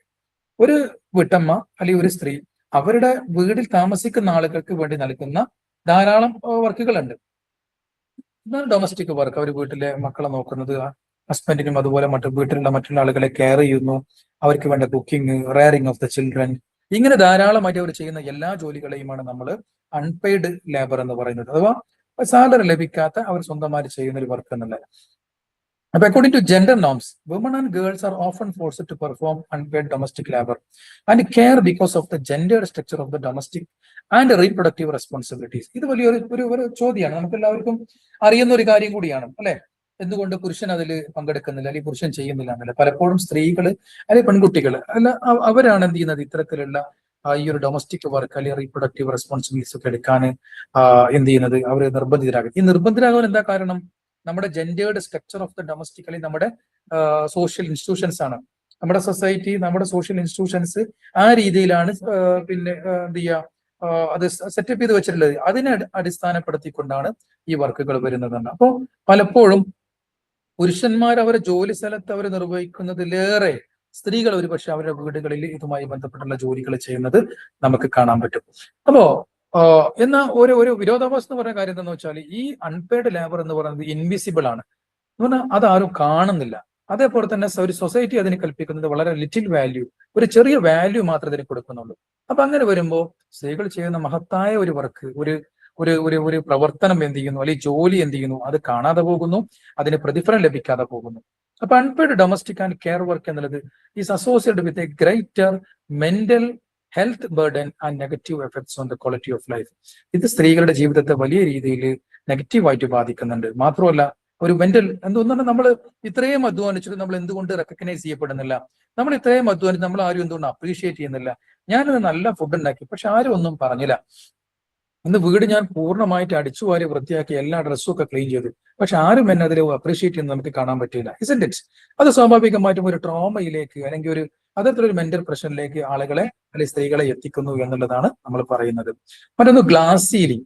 ഇനി എന്താണ് ഈ ഗ്ലാസ് സീലിംഗ് എന്ന് പറഞ്ഞത്? അപ്പൊ നമ്മൾ അൺപെയ്ഡ് വർക്ക് പറഞ്ഞു. ഗ്ലാസ് സീലിംഗ് കൊണ്ട് നമ്മൾ ഉദ്ദേശിക്കുന്നത്, the term glass ceiling refers to this barrier to authority. അപ്പൊ നോക്കാം, പ്രധാനമായിട്ടും നമ്മൾ ഈ പിന്നെ ഗ്ലാസ് സീലിംഗ് കൊണ്ട് ഉദ്ദേശിക്കുന്നത് എന്താണെന്ന് വെച്ചാൽ, പുരുഷനും ഒരു വർക്ക് പ്ലേസിൽ ജോലി ചെയ്യുകയാണെങ്കിൽ അവിടെ പുരുഷന്മാർക്ക് പ്രത്യേകമായും ഹൈ പോസ്റ്റുകളും മറ്റുള്ളതിലൊക്കെ വരുന്ന സമയത്ത് അവർക്ക് ജോലി ചെയ്യാൻ പറ്റുന്ന ഒരു സാഹചര്യം നമുക്ക് കാണാൻ പറ്റും. അല്ലെങ്കിൽ വലിയ ഉദ്യോഗങ്ങൾ വരുമ്പോൾ ആ ഉദ്യോഗങ്ങളിലേക്ക് പുരുഷനെ എന്ത് ചെയ്യും, പ്രത്യേകമായിട്ട് റിസർവ് ചെയ്ത് വെക്കുന്നത് നമുക്ക് കാണാൻ പറ്റും. എന്നാൽ അതേ സമയത്ത് തന്നെ ഇത്തരത്തിലുള്ള അധികാരം വരുന്ന അതല്ലെങ്കിൽ റിസോഴ്സുകൾ എന്ന് പറഞ്ഞാൽ വലിയ രീതിയിൽ സമ്പത്ത് കൈകാര്യങ്ങൾ ചെയ്യുന്ന പൊസിഷൻസ് വരുമ്പോൾ അവിടെ സ്ത്രീകൾ പലപ്പോഴും പരിഗണിക്കപ്പെടാറില്ല എന്നുള്ളത്. അപ്പൊ ഈ അതോറിറ്റിയുമായി ബന്ധപ്പെടുന്ന കാര്യത്തിൽ എന്താണ്, സ്ത്രീകളെ പരിഗണിക്കാതെ ഇരിക്കുന്ന ഈ ഒരു അവസ്ഥയാണ് നമ്മൾ ഈ ഗ്ലാസ് സീലിംഗ് കൊണ്ട് ഉദ്ദേശിക്കുന്നത്. അപ്പൊ ഗ്ലാസ് സീലിംഗ് എന്ന് പറഞ്ഞാൽ ഇംപ്ലൈസ് ആൻ ഇൻവിസിബിൾ ബാരിയർ. നമുക്ക് കാണാൻ സാധിക്കില്ല. എന്തുകൊണ്ടാണെന്ന് ചോദിച്ചാൽ അതിന് മറുപടി ഇല്ല. എന്തുകൊണ്ട് എന്നെ മാനേജർ ആക്കിക്കൂടാം? അതിന് മറുപടിയൊന്നുമില്ല. അപ്പൊ കാണാൻ സാധ്യമല്ലാത്ത രീതിയിലുള്ള ഒരുപാട് തടസ്സങ്ങൾ that keep someone from achieving in there career goals at work.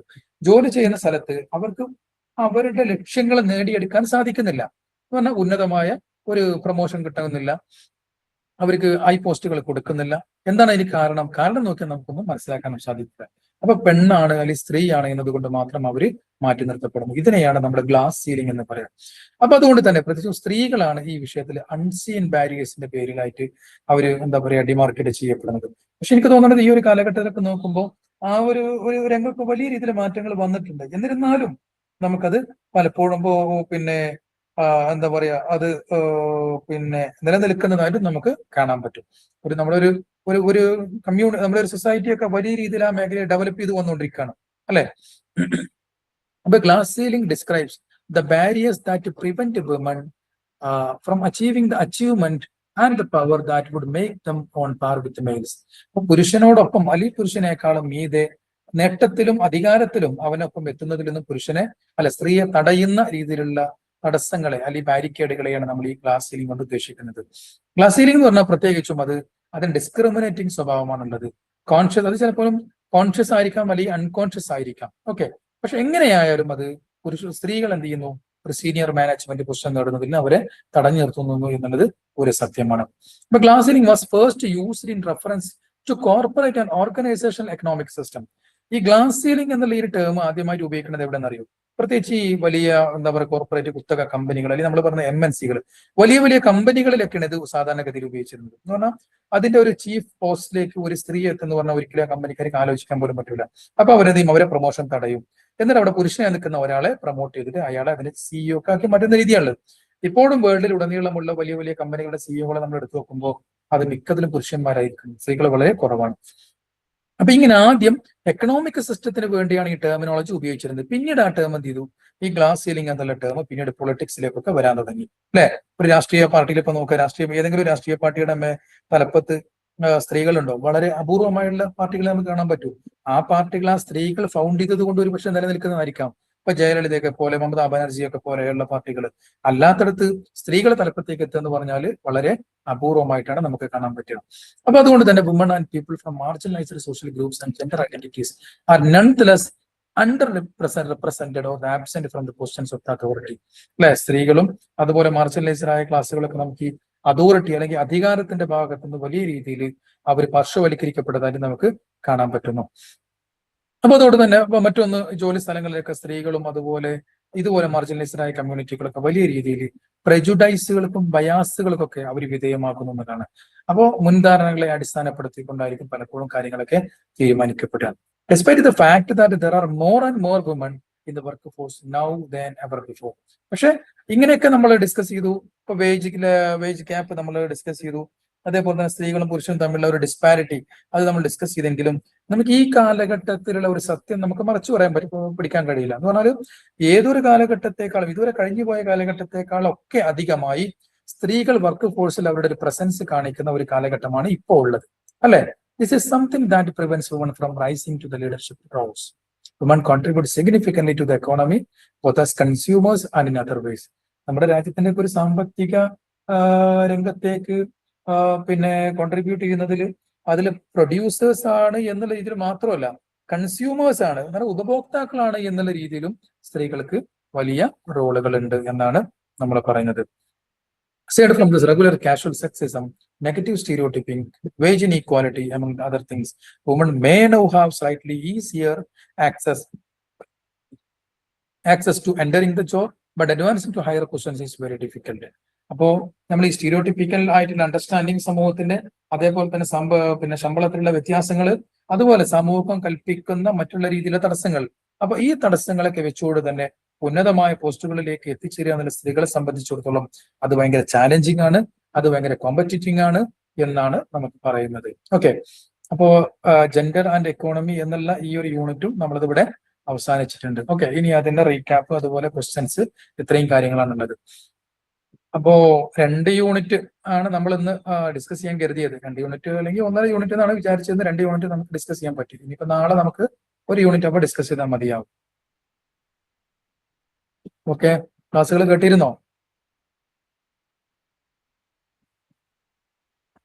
Hello, സാറേ കേൾക്കുന്നുണ്ട്. കേൾക്കുന്നുണ്ട്. ബിജിമോള് കട്ടപ്പനയല്ലേ? ബിജിമോള് കട്ടപ്പനയല്ലേ? അതെ അതെ. നിങ്ങളെ ഈ ക്ലാസിന്റെ ലിങ്ക് ഷെയർ ചെയ്ത് തന്നിരുന്നോ? ഇപ്പൊ നമ്മുടെ ആ ഗ്രൂപ്പില് ഈ ജാൻമേടെ വിടുന്നത് കൊണ്ട് കിട്ടുന്നുണ്ട്. LSC കോർഡിനേറ്റർ ഷെയർ ചെയ്യാറില്ല? ഇല്ല സാറേ, ഇതുണ്ടല്ലോ LSC കോർഡിനേറ്റർ കഴിഞ്ഞ ചൊവ്വാഴ്ച മൊത്തം ഒരു ലിസ്റ്റ് ഇട്ടിരുന്നു. 2-ാം തീയതി തൊട്ടുള്ളത്. അപ്പൊ കുറെ കിടക്കുന്നോണ്ട് ഞങ്ങളൊക്കെ ശരിക്കും പറഞ്ഞ 10-70 60-70 വയസ്സുള്ള അമ്മമാരാ. ഇതൊന്ന് ലിങ്ക് കണ്ടുപിടിക്കാൻ ഭയങ്കര പാടാ. അപ്പൊ ഞാൻ അന്നേ അത് നോട്ട് ചെയ്ത് വെച്ചിരുന്നോണ്ടാണ് എനിക്കിപ്പോ ഈ ലിങ്കിൽ കയറാൻ പറ്റിയത്. അപ്പൊ ലൈല എന്നൊക്കെ പറയുന്ന മാഡമൊക്കെ നോക്കിയിട്ട് കാണുന്നില്ല എന്ന് പറയുന്നു. ഇത് ഇന്ന് വൈകുന്നേരം ക്ലാസ് ഉണ്ട്, ഇന്ന് വൈകുന്നേരം ലിങ്ക് വന്നാലല്ലേ ഞങ്ങൾക്ക് കണ്ടുപിടിക്കാൻ എളുപ്പം. അങ്ങനെ ഒരു ഓപ്ഷൻ ഇല്ല ഇതിനകത്ത്. മുൻപൊന്നോ വന്ന് കിടക്കും ലിങ്ക്. ആ ലിങ്കിൽ ഗൂഗിൾ മീറ്റ് കാണും, അതിൽ ആ നമ്മൾ ഒരു കാര്യം ജോയിൻ ബിന്ദു ചെയ്യണം. പറയുന്നത് സത്യമാണ്. എംകോംകാരുടെയും പിന്നെ BA-ക്ക് തന്നെ ലിറ്ററേച്ചറും പിന്നെ BBA ഒത്തിരി ഒക്കെ വരുന്നുണ്ട്. ഫിലോസഫി, എക്കണോമിക്സ് ഇതൊക്കെ പഠിക്കുന്നവരുടെ എല്ലാം കൂടെ കൂട്ടിക്കലർത്തിയിരിക്കുമ്പോൾ ഞങ്ങൾക്കിത് മനസ്സിലാക്കാൻ പറ്റുന്നില്ല. അതാണ് ഏറ്റവും വലിയൊരു പ്രശ്നം. അത് കണ്ടിട്ട് ഞാനിപ്പോ ഗ്രൂപ്പ് പറഞ്ഞത് നമ്മളൊക്കെ പ്രായമായതെന്ന് ഇവര് മനസ്സിലാക്കുന്നില്ല. നമ്മളെന്തോ 16 ഞങ്ങളുടെ ഈ വയസ്സോടെ 5th സെമസ്റ്ററിന്റെ ഒരു ഗ്രൂപ്പ് ഉണ്ടാക്കിയിട്ട് പിന്നെ ഈ ഗ്രാജുവേഷന്റെ ഇതിനകത്ത് കൊണ്ടിടുന്ന എന്താന്ന് ഒന്നും മനസ്സിലാവുന്നില്ല. പിജിക്കാരുടെ കൂടെ അതെ അതെ അതെ, നമ്മളുടെ ഇതിനകത്ത് PG-കാരനും കൊണ്ടിടുന്നുണ്ട്. അത് നമ്മളിപ്പോ ഈ ഓൺലൈൻ ക്ലാസ്സുകളെ ഈ ആ ഓൺലൈൻ ക്ലാസ്സിൽ സെൻട്രലൈസ്ഡ് പിന്നെ കൗൺസിലിംഗ് എന്ന് പറയുന്ന ഈ ക്ലാസ്സുകൾ കംപ്ലീറ്റ് വരുന്നത് നമ്മുടെ യൂണിവേഴ്സിറ്റിയിൽ നിന്നാണ്. ഇവിടെയുള്ള അങ്ങനെ അധ്യാപകർ വന്നേക്കണേ. നമ്മളാണ് ക്ലാസ് എടുക്കുന്നത്. അതെ അപ്പൊ അതില് UG ഉണ്ട്, PG ഉണ്ട്.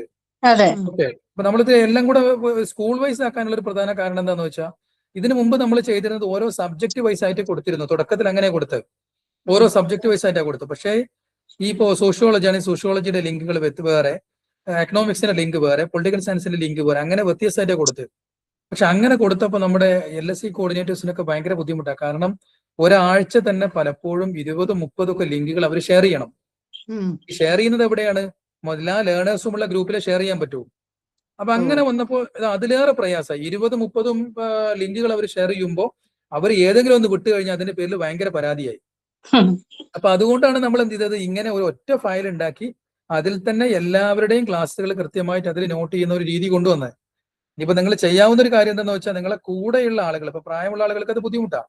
അപ്പൊ കൂടെയുള്ള ആളുകളിൽ കുറച്ചൊക്കെ യങ്സ്റ്റേഴ്സ് ആയ ആളുകൾ ഉണ്ടെങ്കിൽ അവരുടെ ആ ലിങ്ക് മാത്രം എടുത്തിട്ട് എന്ത് ചെയ്യുക, ഒന്ന് നിങ്ങളുടെ ഗ്രൂപ്പിൽ ഇടാൻ പറയാം, സോഷ്യോളജിയുടെ ഗ്രൂപ്പിൽ ഇടാൻ പറയാം. അങ്ങനെ വരുമ്പോൾ നിങ്ങൾക്ക് പെട്ടെന്ന് എന്ത് ചെയ്യും, ആ ലിങ്ക് കിട്ടും. അതിന് ആരോടെങ്കിലും ക്ലാസ്സിലെ ഇത്രയും പേരുള്ളടുത്ത് കഴിയുമ്പോൾ ആരും കേറുന്നില്ലല്ലോ ക്ലാസ്സിന്, കണ്ടില്ല അല്ലെങ്കിൽ അറിയില്ല, ഇതൊക്കെയാ പറയുന്നത്. അല്ല, ചെറുപ്പക്കാരായ പിള്ളേരൊന്നും ഇതിൽ കയറുന്നില്ല. കാരണം ഇതിന്റെ ഒരു ആരും കുറ്റം പറയുന്നില്ല കേട്ടോ. ഇത് ലീഡർ ഉണ്ട്, അവരൊക്കെ കൊച്ചു പിള്ളേരാ. അവർക്ക് കുഞ്ഞുങ്ങളും ഉണ്ട്, തൊഴിലുണ്ട്, പ്രാരാബ്ദമുണ്ട്. അപ്പൊ അവർക്ക് ഇദ്ദേഹത്തെ നോക്കിയിട്ട് സമയമില്ല. ഇന്ത്യക്ക് 3 അല്ലേ? അതെ അതെ അതെ അതെ, 5th സെമസ്റ്റർ ഇന്ത്യക്ക് 3.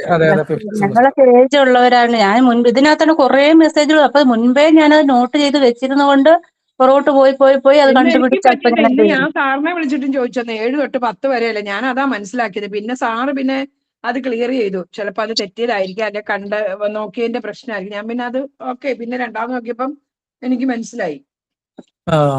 അതെ അതെ. അതാണ് ഇനി പ്രശ്നം. നാളെ നമ്മുടെ ക്ലാസ് ഉണ്ട്. ഇതിന്റെ ഒരു യൂണിറ്റ് കൂടെ ഉണ്ട്. അത് ഇതേ സമയം തന്നെ 8 to 9:30. ഓക്കെ. അതെ അതെ അതെ അതെ, അത് കണ്ടു. വേറൊരു കാര്യം ചോദിക്കട്ടെ, ഇപ്പൊ നേരത്തെ വേറൊരു കൊല്ലത്തുള്ള ഒരു ആള് പറഞ്ഞായിരുന്നു, മറ്റേ ടീച്ചർ വന്ന് ശനിയാഴ്ച എടുത്തുന്ന്. അത് 6th ബ്ലോക്ക് അല്ലേ എടുത്തത്, 6ാമത്തെ ബ്ലോക്ക് എടുത്തത്. അപ്പൊ 3ാമത്തെ ബ്ലോക്ക് എടുത്തിട്ടില്ലല്ലോ ഇതുവരെ. പുള്ളിക്കാരത്തിക്ക് എടുത്തിട്ടില്ല, അന്ന് വന്നിട്ടില്ലായിരുന്നു.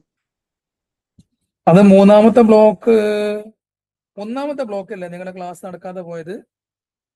അല്ലല്ല, 3ാമത്തെ കൊടുത്തിട്ട് ടൈം ടേബിൾ അനുസരിച്ച് ആള് വന്നില്ല. ഈ എലിസബത്ത് എന്ന് പറഞ്ഞ മാഡം അന്ന് ക്ലാസ് ഇല്ലായിരുന്നു. എടുത്തില്ലേ? ക്ലാസ് നടന്നില്ല. ഞങ്ങൾ ആ ലിങ്ക് ഒക്കെ കയറി നോക്കിയിട്ട്, പക്ഷെ അങ്ങനെ ഒരു സംഗതി ക്ലാസ് നടന്നില്ല. പുള്ളിക്കാരത്തി ഒരു മെസ്സേജും കൊടുത്തില്ല ക്ലാസ് എടുക്കുന്നില്ലെന്നോ അല്ലെ നിങ്ങൾ വരണ്ടെന്നോ ഒന്നും പറഞ്ഞില്ല. അതിപ്പോ കോർഡിനേറ്ററോട് പറയണമെന്ന് ഓർത്തിരിക്കുവോ ഞാൻ. അപ്പൊ കോർഡിനേറ്റർ വിചാരിക്കും അന്ന് ക്ലാസ്സിന് വന്നിട്ടുണ്ടാവുമെന്ന്. ക്ലാസ് എടുക്കാതെ നമുക്കൊന്നും പഠിക്കാൻ പറ്റത്തില്ലല്ലോ. എന്തെങ്കിലും ഒന്ന് മനസ്സിലാക്കണമെങ്കിൽ ഇപ്പൊ സാറ് പറയുന്ന പോലെ ഒന്നും അത്രയും ക്ലിയർ ആയിട്ടൊന്നും വിശദീകരിച്ചൊന്നും പറയാറില്ല.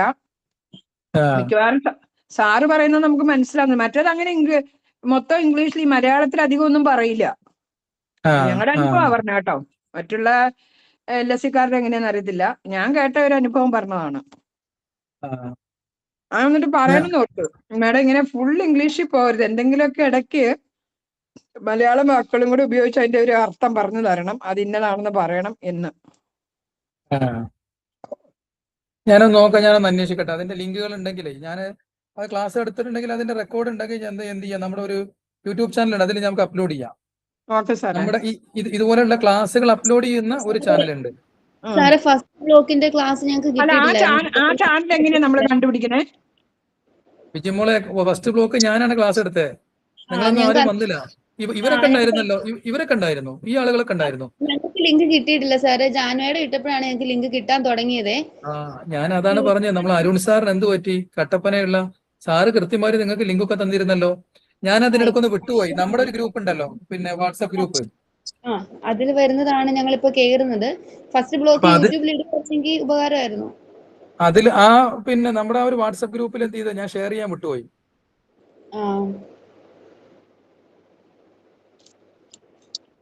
അപ്പൊ ആ ക്ലാസ് ഉണ്ട്, അത് റെക്കോർഡ് ഉണ്ട്. ഞാൻ റെക്കോർഡ് ഒന്ന് അപ്ലോഡ് ചെയ്യാൻ നോക്കാം. സാറേ ഇപ്പൊ സാറ് പറഞ്ഞില്ലേ യൂട്യൂബില് ചാനലിൽ അങ്ങനെ ഏതാണ്ട് വരുന്നുണ്ട്. അത് എങ്ങനെയാ യൂട്യൂബിൽ അതിൽ നമ്മൾ എങ്ങനെയാ കണ്ടുപിടിക്കണേ? അത് പിന്നെ SGOU BA sociology, SGOU BA sociology, അതാണ് ചാനലിന്റെ പേര്. അങ്ങനെ കൊടുത്താൽ മതി അല്ലേ?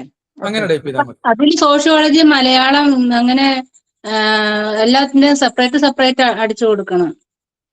അങ്ങനെയല്ല, ഇത് സോഷ്യോളജിയുടെ മാത്രം ചാനലാണ്. നമ്മളിപ്പോ ഈ എടുക്കുന്ന ക്ലാസ് ഇല്ലേ, ഇത് നമുക്ക് വലിയ അതെ പബ്ലിസിറ്റി കൊടുക്കുന്നത് എന്താന്ന് വെച്ചാൽ, ഇപ്പൊ നമ്മൾ ഈ സംസാരിക്കുന്നതൊക്കെ ചിലപ്പോൾ ഇതുപോലെയുള്ള സംസാരമൊക്കെ അതിൽ വരും, ക്ലാസ്സിൽ വരും. അപ്പൊ അത് പുറത്തു പോകുന്നത് ശരിയല്ല. അപ്പൊ നിങ്ങൾ പഠിക്കേണ്ട ആൾക്കാർക്ക് മാത്രമായിട്ട് കിട്ടാൻ വേണ്ടിയിട്ട് നമ്മളൊരു ചാനൽ ഉണ്ടാക്കിയതാ. ഓക്കെ.